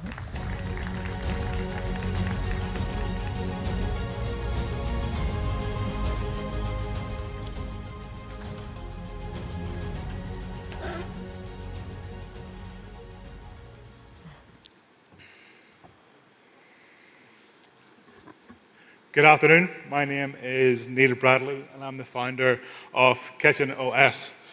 As a former chef and restaurateur, I face the challenges of running everything from cafe chains to Michelin-star restaurants, including my own Michelin-rated restaurants. So I know it's one of the toughest industries, and food waste is one of its biggest challenges. This first-hand experience inspired Kitchen OS, a platform of IoT and software solutions to address the challenges in professional kitchens. Today, I'm excited to introduce F-Waste. F-Waste is our solution to address one of the industry's most pressing challenges, food waste. Globally, over 1/3 of the food produced is wasted. That costs over $1 trillion annually. Hospitality alone accounts for 260 billion of this and produces over 2.5 billion tons of CO2. That's a crisis not only for the planet, but also for the millions of businesses losing money every month due to food waste. For the 22 million restaurants worldwide, food waste costs each and every one of them an average of $1,000 a month. That's money that could be spent better. Could be spent on better ingredients, spent on better wages, and in some cases, even just keeping the doors open. So to tackle food waste globally, hospitality must be part of the solution. So F-Waste is a revolutionary smart-scale system designed for simplicity and maximum impact. As you can see, there's our smart scales in front of us. The scales sit seamlessly under waste bins, tracking food waste in real time. Multiple sets can be used across kitchens to identify the waste by the area or the type. But our system doesn't just measure waste. It uses advanced AI analytics to understand why the waste happens. By integrating with data from sources like the sales, the purchasing data, and even the weather, we identify patterns and the anomalies. I'm practicing that word all day, helping operators make informed choices. Weekly reports provide clear insights on waste volume, financial impact, and as well as actionable recommendations to help reduce it. Our first client, Fish City, was in Belfast, and over the first 6 months, it saw a 52% reduction in food waste, saving the restaurant over nearly $5,000 annually and preventing over 700 kilos of food waste. Weekly reports guided them with specific insights, like adjusting portion sizes or improving ingredient usage, making changes that save both money and CO2 emissions. This is an excerpt from one of Fish City's weekly reports. In that week, food waste dropped 43%, saving over €100 and preventing 32 kilos of waste going into landfill. It's an immediate impact that scales easily across other operations. And for Fish City, described the system as simple, effective, and impactful, not just for reducing waste, but also shifting staff behaviour to be more mindful of resources. So what makes F-Waste different? So F-Waste is wireless, as you can see. It's tough, it's made from food-grade stainless steel. It's automated, so they can put it into the kitchen and forget about it, and it just keeps working. More importantly, it's affordable, so everything from the corner restaurant up to multi-million restaurant chains and hotel chains can afford it. And plug and play allows for easy adoption for SMEs, and it's easily scalable for larger restaurant and hotel chains. So where we are at the moment, we have letters of intent from hotel groups across Europe, Asia, and the US, and we're preparing for a large launch in January 2025. Our next step then is enhancing our AI analytics to help to start to predict and then prevent food waste before it happens, unlocking even greater savings and sustainability. As mentioned before, F-Waste is part of the Kitchen OS vision to make professional kitchens more profitable and more sustainable. Our food safety solutions, for example, have so far prevented over $9 million in food waste through our automated cold chain monitoring. Together, our tools create a connected, efficient kitchen ecosystem. So join us in building a future where food waste is no longer inevitable. The government officials partner with us to help meet your environmental and your food waste targets. For operators, let us save you money while demonstrating your leadership on sustainability. And we're also raising our seed investment round to scale globally, and would love to discuss partnerships or pilot opportunities. So together, let's build a more sustainable hospitality industry. Thank you very much. Thank you. I look forward to talking to you. Last but not least, we would like to welcome from Zambia, all the way from Zambia, Jirani Leo, Elizabeth Jerry, co-founder of the startup finalist. Please welcome.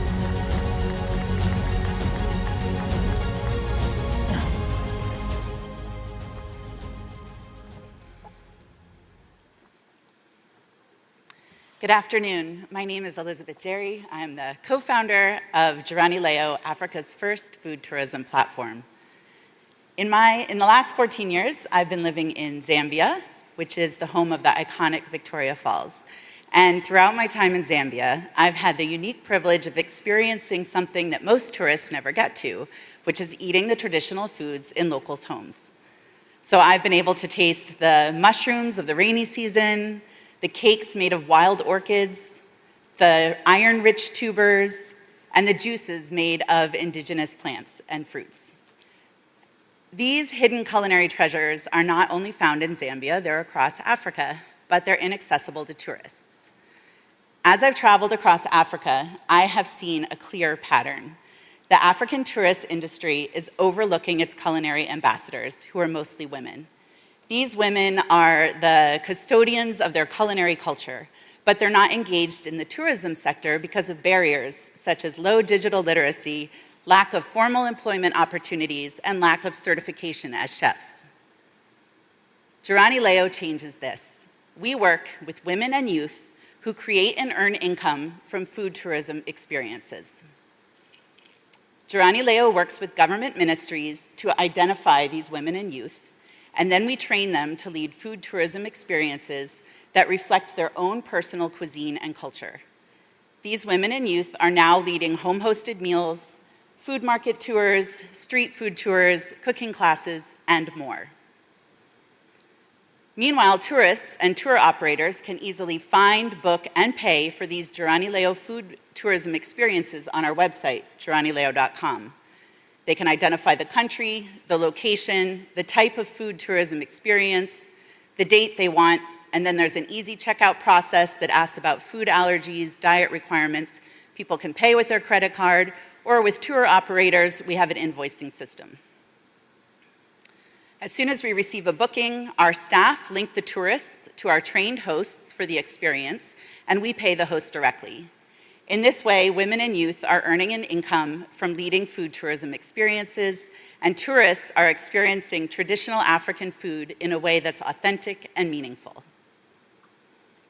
By focusing on inclusivity of women and youth, our solution aligns with several United Nations Sustainable Development Goals.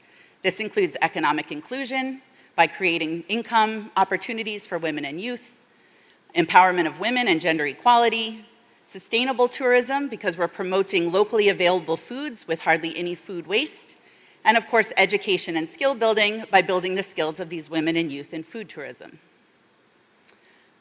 The African tourism sector is growing at a rate of nearly 5% per year, making this an ideal moment to invest in food tourism as a high-demand niche area. Jirani Leo has tested and refined our solution in 6 locations in 2 countries, Zambia and Tanzania, and we have a strong foundation for growth. We have 8 countries that are interested right now in working with us, and we have over 20 global tour operators interested in selling our product. If we move into 10 countries, there's a total of 14 million annual tourism arrivals currently. If only 5% of those tourists select a food tourism option, this brings in $18 million of revenue a year, most of which actually ends up going to these women and youth. We are looking for people to support our team. And I'm looking out here and remembering earlier how someone said, align yourself with people who are like-minded. And I look out in this audience and I see people who could be on our advisory board, who could give us mentorship in how to grow the food tourism sector in a place where we have no competition and no sector. And I'm looking at governments out here that we could work with you to bring our product to your country. So I'm asking for everyone to please take our contacts and be our customers, but also to advise us and mentor us as we grow to be like the Airbnb of African tourism. So let's bring the world to our African tables and African cuisine to the world. Thank you very much. Thank you very much, Jerry. Elizabeth. In fact, all of our startup finalists are part of our UN Tourism Innovation Network, as well as the UN Tourism Online Academy. They will have the opportunity to be part of those initiatives and have scholarships with it. So while we wait for the judges to decide who's going to win, we would also want to inform you that the winner of this competition will have several benefits, which includes advanced plan of the Go Digital community. They will take part of it, as well as they will have a space in the e-digital gastronomy lab, which is global, and they will also be able to participate as a finalist in the corresponding of the Culinary Action First Food Tech Startup Competition in the Roadshow. So congrats to all of you. And we would like to welcome now to the stage Mr. Antonio Lopez de Avila and Mr. Ander to decide who is going to be the winner of the competition.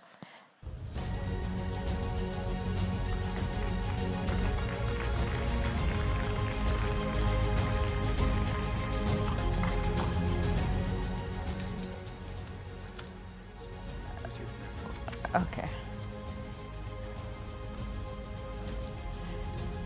Thank you all. Please note that the judge will be also handling trophies to all of our startups because they're all finalists, while one is going to be a winner. So the first finalist that is announced is Morocco with Wahed Fatin. Please welcome to the stage.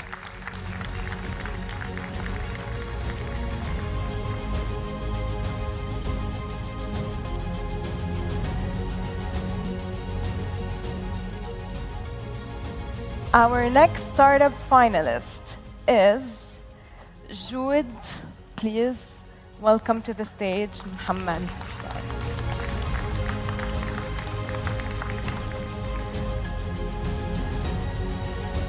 Our third Thank you all. And we would also like to welcome our third startup finalist, which is Neil Bradley from Food Waste.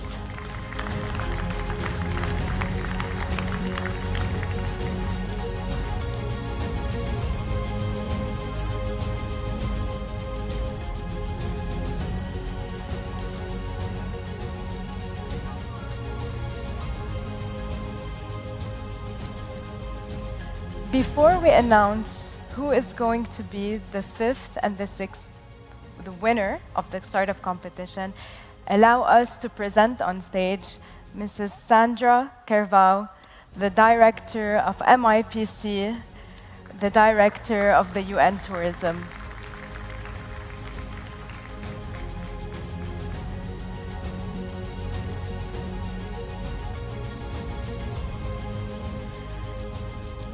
Our next startup finalist will be Jirani Leo from Zambia.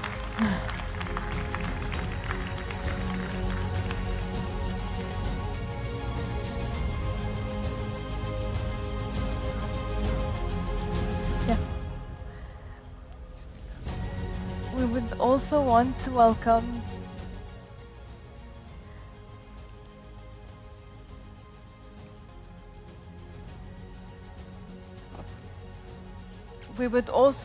welcome Farm Tree, who is going to be our next startup finalist.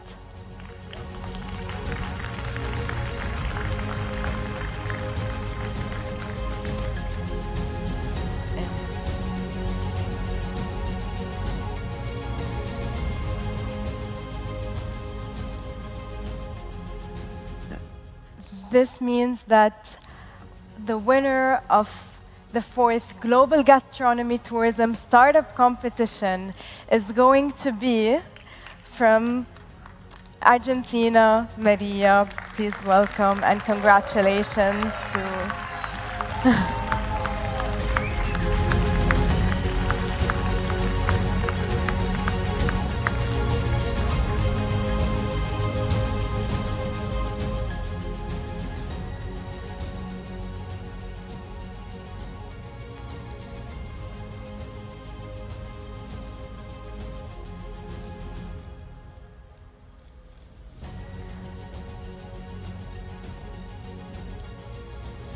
Thank you all for taking part in this global initiative, and a huge thank you to our directors and also Sandra and Jose for participating in this.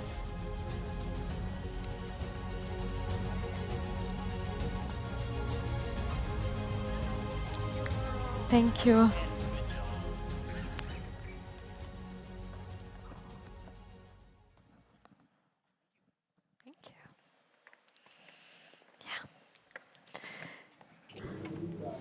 Well, congratulations. Wow, enhorabuena a María de Argentina y a todos los participantes de la competición Startup. Ha sido maravilloso verles a todos ustedes que tienen muy buenas ideas e iniciativas para mejorar el sector. Y ahora vamos a nuestra última sesión, que se centrará en un tema clave, que es la educación. La educación y el desarrollo del talento están en el centro del turismo gastronómico.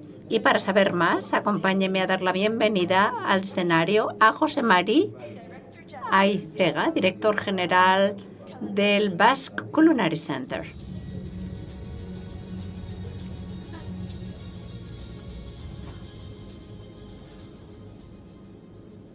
Well, we are coming to an end. So thank you for being here. And yeah, thank you to the organization for giving me the chance to talk a little bit about education. We have talked about education during different moments of this conference, of this forum, and I would like to share how we have evolved in our proposal in education in gastronomy and why we have done it and our plans for the future. And this is a picture of Basque Culinary Center. It is located in San Sebastian, a city in the border between Spain and France. And it's I would say that this project was created 15 years ago. We are a foundation, a non-profit. And we are a result, as I talked in my panel before, we are the result of a legacy no? A legacy of the evolution of Basque cuisine, of Spanish cuisine, and I would say in general of the evolution of modern cuisine. Because of one group, these 2 days we have talked about the importance of chefs in gastronomy and in economy. I would say that in Basque Country, since the new Basque cuisine movement that was in the 70s of the last century, chefs have had a very important role in Basque Country. They have been very relevant, very influential, and they started to think that it was necessary to create a new center for the future. I would say to educate the future professionals. So we started from zero 13 years ago. We built this nice building, and we started developing like a wide proposal of programs with one goal. Basque Culinary World Center was created with the goal of being a tool of social and economic development. It was not only created to be a good college or a good research center, but it was created with a transformation goal. And I would say with two main ideas. And we have been talking about gastronomy in this sense these 2 days.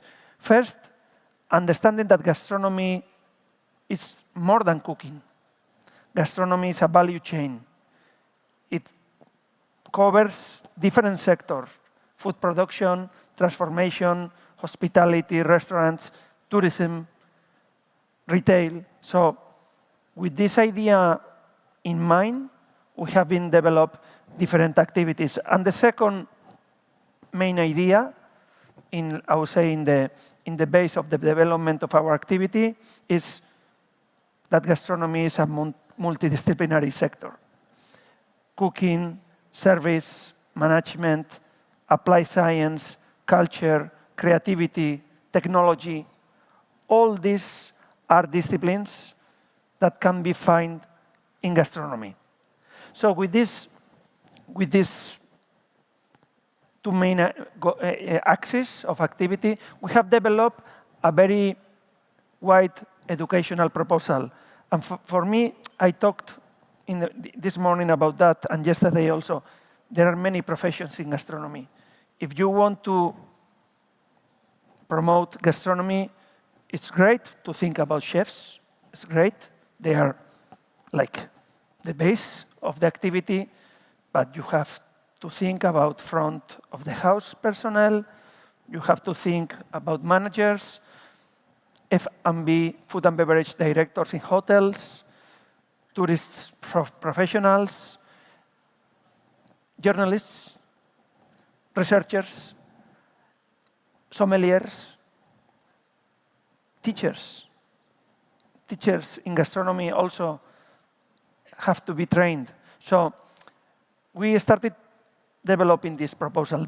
That's why we have 1 bachelor degree, 11 master programs, a lot of programs for professionals. With this idea in mind, I mean, in Spain, when we started, there was no offer for professionals. I mean, they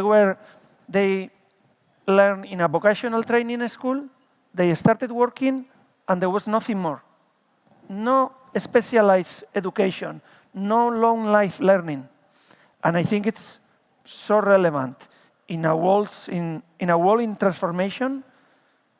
Professionals in any sector, we must adapt, and if we want also to be ahead of the changes, we need all the time to be learning. And the hospitality sector was not used to that. So we have done all these years. At this moment, we have students from all over the world. In the bachelor degree and master programs, 600 students from 35 countries. You know, probably, I don't know in every country, but one of the main challenges of our sector, of hospitality sector, is talent attraction. I mean, hospitality sector is struggling in many places because they have difficulties to attract young talent and to maintain that talent in the company. So I think education is one part important for that. Also, we train a lot of professionals in different programs, longer, shorter, in different programs. And I would say, in our experience, multidisciplinary education is important because you have to understand the whole picture. If you are a good chef, you have to understand what has been discussed before, sustainability, food waste. But you have to understand the evolution of technology, the new trends of, well, the new trends that new generations are bringing in terms of consuming less alcohol, less animal protein. So there are a lot of changes going on, and I think multidisciplinary education is important to think properly, to understand properly, and to take the right decision. Second, learning by doing. I mean, it's obvious, but it's not so obvious all the time. You learn when you practice. This is like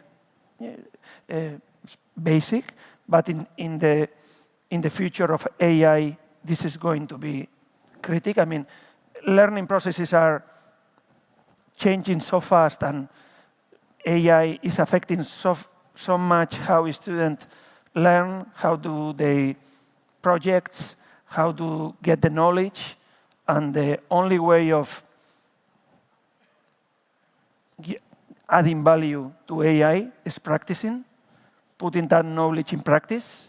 So learning by doing, in our experiences, in all the programs, is more than 70% of the time is practical, applying the knowledge in project challenges, different initiatives. So learning by doing, I would say that is important. And third, when you are learning, you need to have a personal development strategy with teachers or professors, being less professors and being more mentors. I think mentorship and feedback to students in terms of personal development is key for the future. And of course, the education period is also key to get the values we want the students to have. In Basque Culinary Center, we have 4 main values, and we work very, I would say, intensely to plant that values in students. One is passion about your work, passion about gastronomy. Second is excellence. I mean, how to be excellent in every details and the things you do. Innovation. In a world that is changing so fast, the skills of the creativity and innovation are key. And for this, social commitment. Social commitment, because we have to be able, in which community we live, the challenges of the community, and being professionals of gastronomy, how we can work with our community. So that would be like 3 main elements for me, the modern education. And I think these are elements that have to be promoted. Also, at the Basque Culinary Center, in this was, of course, in this multidisciplinary approach, we do different things. Of course, a lot of cooking, but also visiting producers, bakery, service. Also, 4 years ago, we created our school garden. All the students, at the beginning, when we started 13 years ago, we thought that it was not necessary because we were visiting farmers. But during the COVID, we thought that because of the evolution of gastronomy, we wanted the students to have learning by doing in the garden. So we started the garden, and now all the students have learning by doing practices in our garden. wine, beverages, sensory education. One of the main elements of a professional in gastronomy are the senses. So sensory education is very important part of the education. Yeah, learning experiences, management, applied science, to understand what's going on in gastronomy and to develop new elaboration, new techniques in culinary techniques. You need knowledge, science, and also innovation and creativity. No? We do a lot of projects to promote then this creativity and innovation skills. Also, well, that's it. That I would say that is the main elements of our educational model. Also, with the years, we created a research and innovation center because we thought that there were nice possibilities in research and innovation, and we do different projects in gastronomy, but in different areas of health, sustainability, sensory, digital transformation, new culinary developments, and these are some projects we are working on. And also, we created an entrepreneurship program, and I'm happy that I'm speaking after the startup competition because he is the manager of our entrepreneurship program. We have an incubation program, acceleration program. We organize different workshops for students, for alumni, for other professionals. Also, promoting entrepreneurship is part important of our educational model. And then we organize many events. Events are tools to create community. And I would say in every sector of gastronomy, it is important to connect our students with professionals, to gather them in events, in activities, and at Basque Culinary Center we organize a lot. And I would only highlight one of the events is that every 2 years we elaborate a list of the 100 young talents in the gastronomy of Spain under 30. So with the idea of giving them visibility to showcase young talent doing relevant things. So this is what we have done till now. We started thinking about education and thinking about the future. We started thinking, what more can we do to help students, to help alumni to develop their potential? And yeah, this is the project we launched, and I'm going to explain a little bit now. Gastronomy Open Ecosystem, it is called. And I would say that it is a project that wants to create a platform, to create a hub based on innovation and entrepreneurship. We want, because I think it's not only about giving to the students the right skills or the knowledge we think that can be helpful. Also, we have to think, how can we help them to develop their potential? How we can promote innovation? How we can promote new projects, thinking on the future? So I will show you a video. Please, the volume.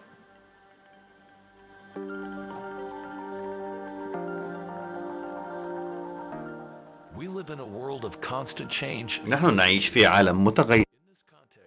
Basque Culinary Center has created Goe Gastronomy Open Ecosystem, a revolutionary project that combines passion for gastronomy with talent, research, innovation, and entrepreneurship. Goe will enhance the convergence of different stakeholders and talents for the collaborative development of advanced research and innovation. Entrepreneurs, researchers, companies, students, and citizens will work to create and develop initiatives, technologies, and proposals for the gastronomy of the future.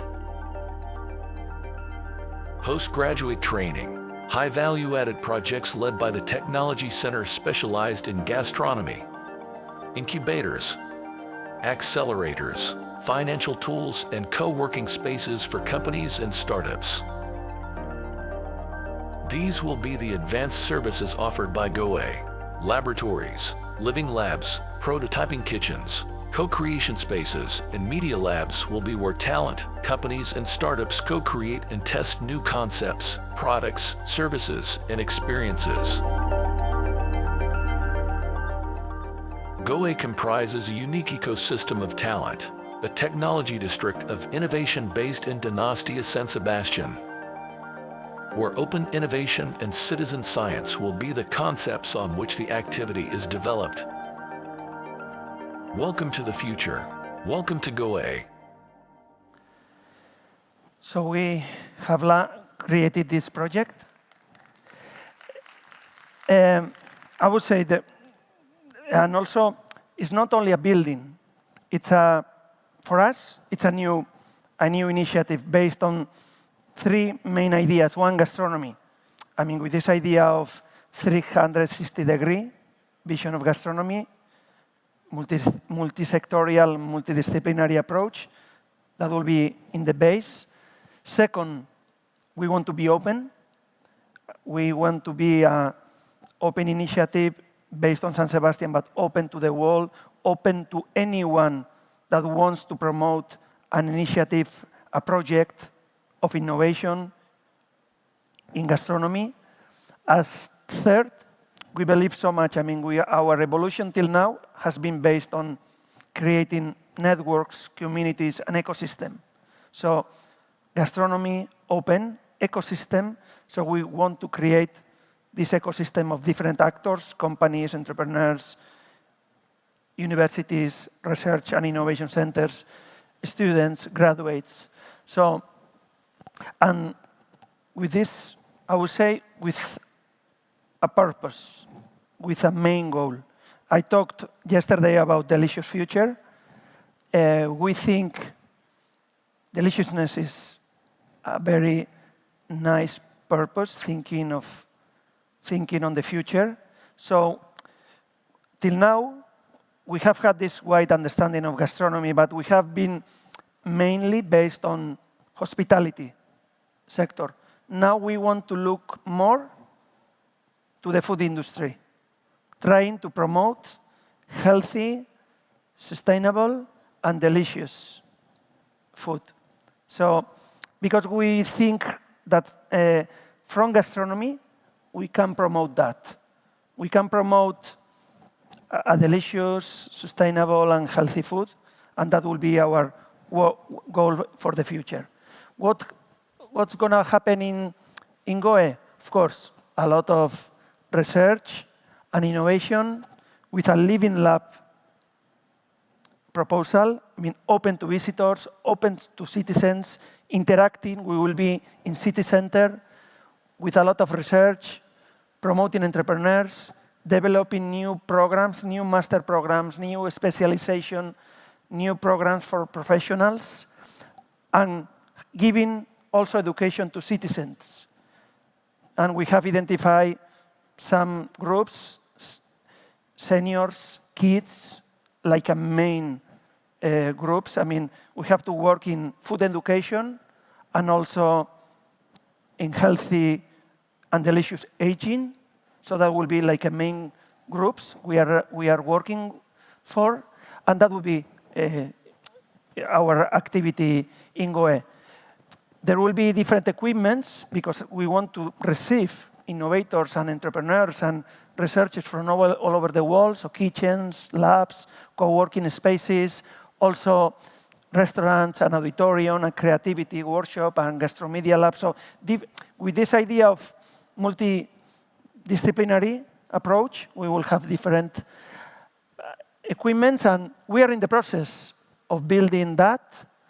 And I think, as you know, we are going to announce later on, next year, this World Forum will be in San Sebastian, and I hope that we will do some activities in our new building there in GoA. Thank you very much. My pleasure.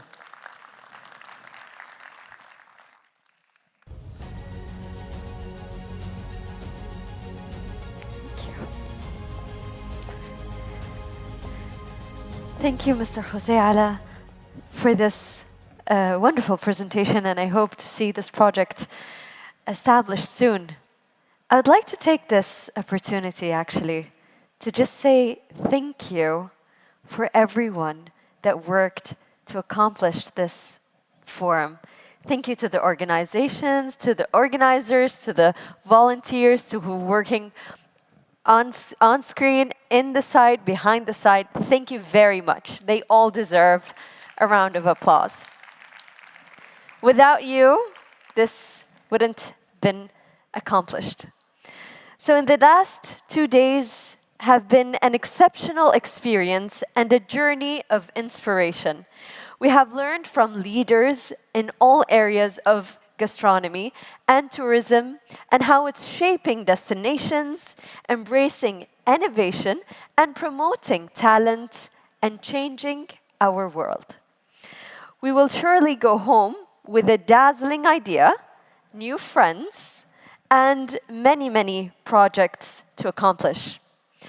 Let us take a moment to reflect on these 2 days of inspiration and consider the path forward. To help us in this, I'd like to invite on stage Ms. Sandra Garvao, Director of Market Intelligence, Policy and Competitiveness at UN Tourism, and David Mora, Director of the Master in Gastronomy Tourism at the Basque Culinary Center. Please, the stage is yours. Well, good afternoon. Salam alaikum. It seems we're coming to an end. I'm sure you're taking very good memories back with you. And as we close this forum, I would like to share some key insights of what has happened in this stage in the last 2 days. I'm sure you have your own, but we just wanted to make sure that some of the key ideas will be shared with everyone. So, David? Thank you, Sandra. Also, bear in mind that these 12 takeaways will be studied in many universities and schools across the world, all interested in gastronomy tourism. Number one, well, that was part of yesterday's session, the economic potential of gastronomy tourism, and also the potential for diversify economies with new food products, with new activities, new workplaces. Actually, it was said the big figures of gastronomy worldwide, so I think we're going to leverage the momentum of gastronomy tourism. So the second one is when we've seen it, how awards and recognitions, Michelin star, 50 best chefs, and many others are actually creating essential value recognition for the sector, for destinations, for chefs, for restaurants, and highlighting the value of the sector. Number three, and this is an element that we keep repeating almost on every forum because it's of the highest importance. And actually, we talked about it, this public-private partnership. And already many destinations, some of them have been named here, have been mentioned, already have in place working groups or task forces for the development both of gastronomy and gastronomy tourism. Fourth, and we've heard it from many, many countries on the stage, the importance of actually working to map and have a clear idea of what is authentic in your countries by bringing back the legacy of receipts, ancestral ingredients, and know-how. We've heard about the Arc of Flavors and many other projects. This is essential to any gastronomy tourism strategy.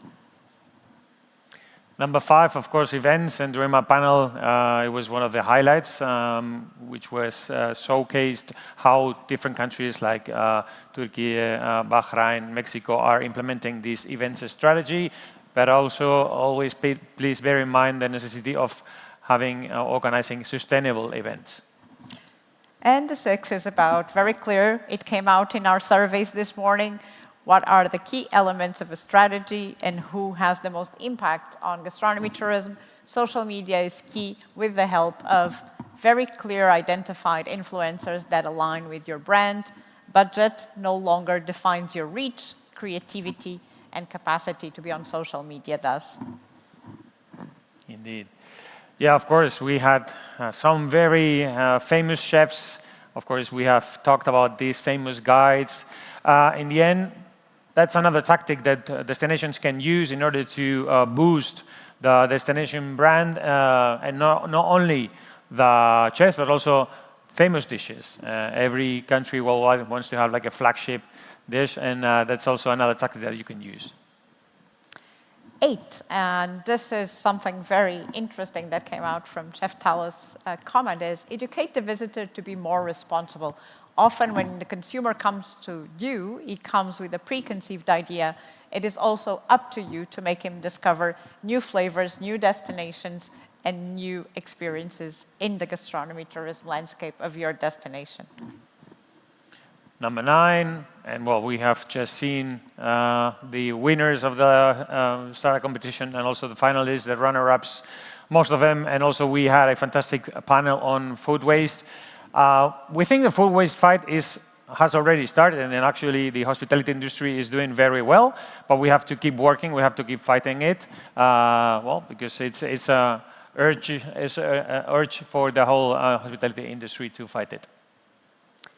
And 10, a very big opportunity, as we saw this 360 vision of gastronomy tourism, is to work with producers and specifically with farm tourism, actually allow producers to serve. We have seen some examples. If regulation and policies are not there to support them, as we saw in our panel, it will not be possible. So make sure you revise, identify the lacks in your regulation that will be an obstacle to actually promote this kind of an experience. Number 11, there has to be a narrative. Pay attention to communication. I think more than ever, it's very important to have a strategy, and that narrative will be turned into stories, the stories, content that we can share on social media. And last but not least, a message very important to all of us, and I think Benjamin said it all starts with us. Each of us can make a difference. Food connects us in times of uncertainty and turmoil. Food is what unites us. So as we come to an end here in Bahrain, allow me to express our utmost appreciation to Her Excellency the Minister for hosting us, for having this leadership vision of bringing us here to learn more and to be for the first time in the Middle East. And let's go back home with a more united sector. Thank you so much to everyone and to the team behind. Thank you so much, Chloe and Sole, who are just back there, but the team of Basma and also Anan. Without the team of the ministry, this would not be possible. This is not a formal closing, but I really wanted to express my full appreciation for all the team that made this possible and for all of you who traveled so far away. Thank you so much. Thank you to the Basque Culinary Center as well, and hope to see you soon. Thank you. Thank you. And we are very happy and pleased to have you with us in the beautiful Kingdom of Bahrain. This island is your island as well. And I like the quote of Chef Tala. Food is what unites us. Every country has its own flavor, has its own heritage. And sometimes we do share these little things, but with the small changes of just a flavor. Thank you to all our speakers and all our participants from across the world. Thank you to each one of you who presents today with us and for the valuable contributions to the discussions here in the Kingdom of Bahrain. And now for the official closing ceremony of the 9th UN Tourism World Forum on Gastronomy Tourism, please welcome on stage Dana Saad, Deputy CEO of Bahrain Tourism and Exhibition Authority.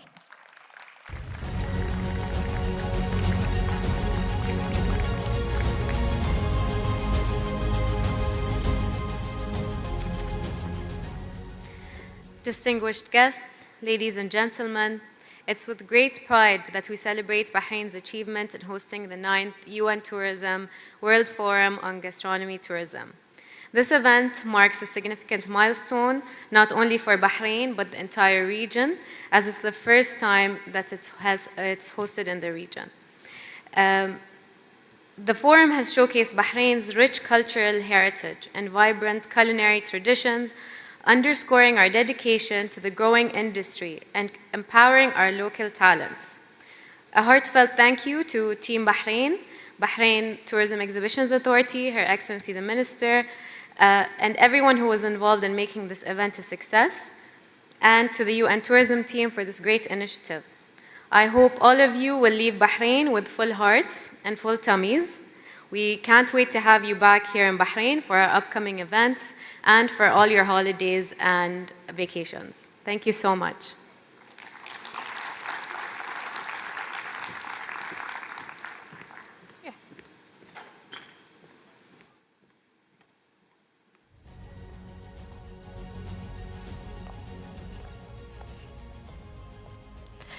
Thank you for those thoughtful words. And now, please give our next speaker a warm welcome from the UN Tourism, Stada Basma Al-Mayman, Regional Director for the Middle East.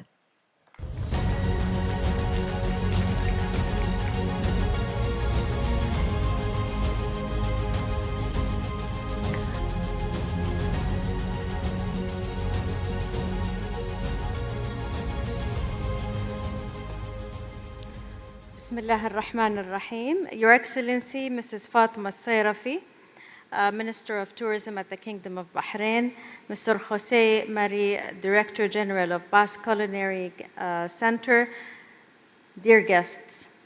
Thank you all for joining us at the UN 9th World Tourism Forum on Gastronomy Tourism here in the vibrant city of Manama, Bahrain. It has been a remarkable experience, and I'm grateful for each contribution that all of you showed on this event. I would like to extend my heartfelt appreciation to the people of Bahrain for their unparalleled hospitality, and to the Minister of Tourism and her team, whose dedication has made this forum a truly memorable experience in the heart of the Middle East, setting this high standard for our future forums. Warm thanks to Jose Maria, Director General of the Basque Culinary Center, for his ongoing partnership with UN Tourism in organizing this forum, and for many exciting projects we continue to embark together. Those will undoubtedly enrich our culinary landscape. I would like to express my sincere appreciation to all the chefs and industry leaders who shared their inspiring examples and knowledge with us. Your contributions highlight the transformative power of gastronomy tourism as a tool for fostering sustainable economic growth and inclusivity. I would like to emphasize the continuous efforts of UN Tourism to harness gastronomy tourism as a force for destination positioning, economic diversification, a message particularly resonant here in the Middle East, a region where rich culinary traditions converge with innovative practices. The forum's discussions on destination branding, sustainability, and cultural heritage preservation have underscored the unique ways of gastronomy tourism and how it contributes to the region's identity and global recognition. The debates on policies stress the importance of having supportive and targeted policy framework. We were also honored to learn from masterclasses led by visionaries in this field, covering diverse areas from social media and technology to culinary heritage and sustainable practices. Thank you to our dedicated participants for joining us in exploring strategies to elevate gastronomy tourism across the value chain and shape a shared vision for more sustainable, resilient, and inclusive future in gastronomy tourism. Bahrain's rich cultural heritage and commitment to gastronomy tourism have been beautifully showcased during this forum, and I believe in the potential of this region to emerge as a leader on the global gastronomy tourism scene. To our Bahraini hosts, once again, thank you. Thank you for creating such a warm and welcoming atmosphere. And to all attendees, we look forward to seeing you next year in San Sebastian, Kingdom of Spain, as we celebrate the 10th anniversary of this forum. Safe travels, and let us continue to cherish and promote the remarkable connections that gastronomy brings us together to this one world. Thank you. Shukran jazilan.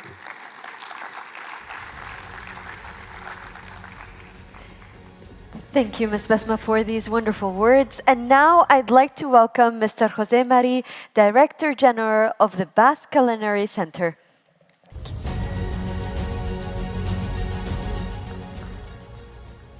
just a few words to thank Your Excellency, the incredible hospitality you have shown us and the warm friendship, so thank you very much. Thank you also to UN Tourism for this partnership. Every year we organize an amazing forum, and thank you so much. And thank you to our teams for the hard work, because this is the result of months and months of our hard working, so thank you so much. To you that have attended these 2 days and shared ideas, visions, and it has been amazing. Also to all the people that are connected, have been connected these 2 years. As it has been said, next year will be 10th anniversary or 10th time that we are going to organize this World Forum in San Sebastian. We will start working in the design of a special forum, special content, different activities. Be sure that it's going to be inspiring and also will tackle the most relevant topics. And of course, we welcome you in San Sebastian with the pinchos, with the grill restaurants, with the best seafood, the best meat, the fine dining restaurants. It will be a pleasure to host you there and to share with you the 10th World Forum on Gastronomy Tourism. See you in San Sebastian, see you in Donostia. Thank you very much. Eskerrik asko. Thank you, Mr. Jose. And we definitely look forward to the 10th anniversary of the UN Tourism World Forum on Gastronomy. Let's have a sneak peek of what awaits in the 10th edition.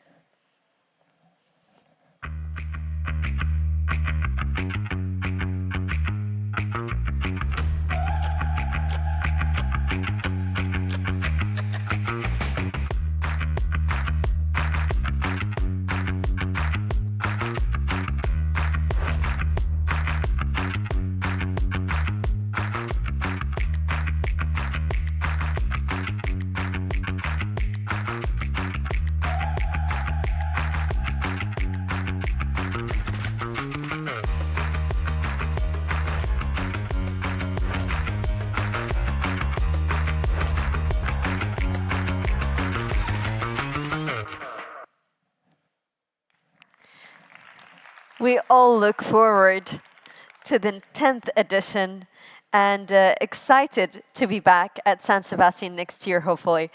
Let's now enjoy a summary of these international days here in Bahrain, an inspiring 3 days. Let's watch the video.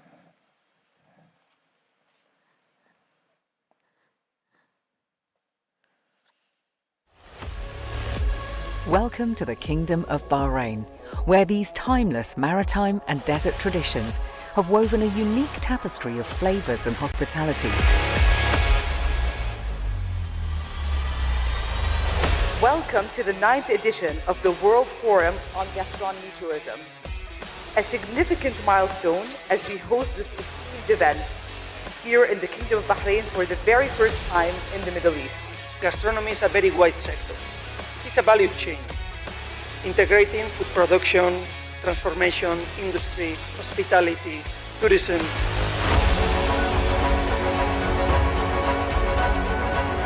What we started to do to promote, and our main role is to promote gastronomy, local communities, people who are working in the sector. Your Excellency, accept this chef's vest, these outstanding chefs as ambassadors for their active engagement. To really talk about something which is essential to make sure that gastronomy tourism can advance.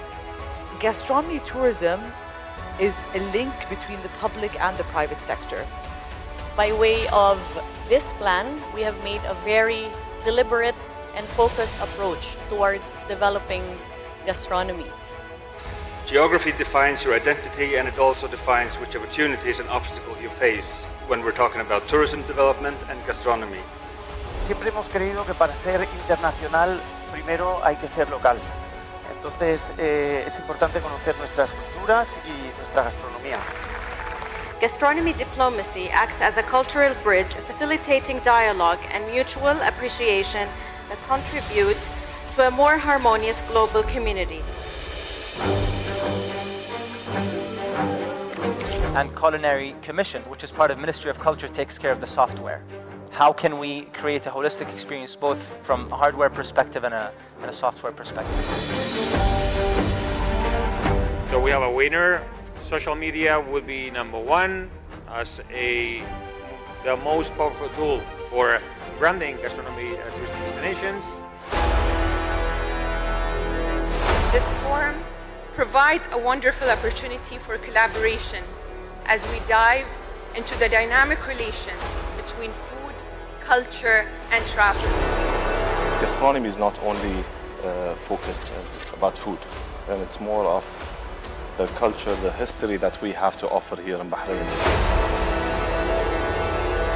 And the effect of that, the impact of that is then curiosity. It builds curiosity amongst their audience, amongst their followers, and that curiosity drives the travel decision. We had earlier conversations that spoke about the 3 Ps of profitability. I would like to talk about the 3 Ps of sustainability.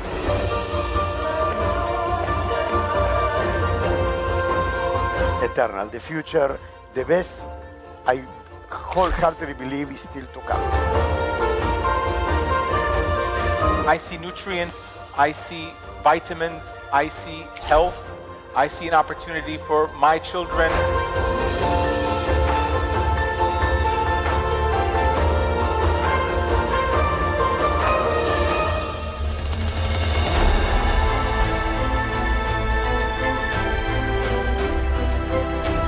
By the end of Ramadan, we were able to reduce food waste to 65%. This is 65% not 65% less food waste. Together, we will work towards creating a more sustainable and inclusive gastronomy tourism sector that benefits not just our region, but enriches the global community as a whole. Thank you very much.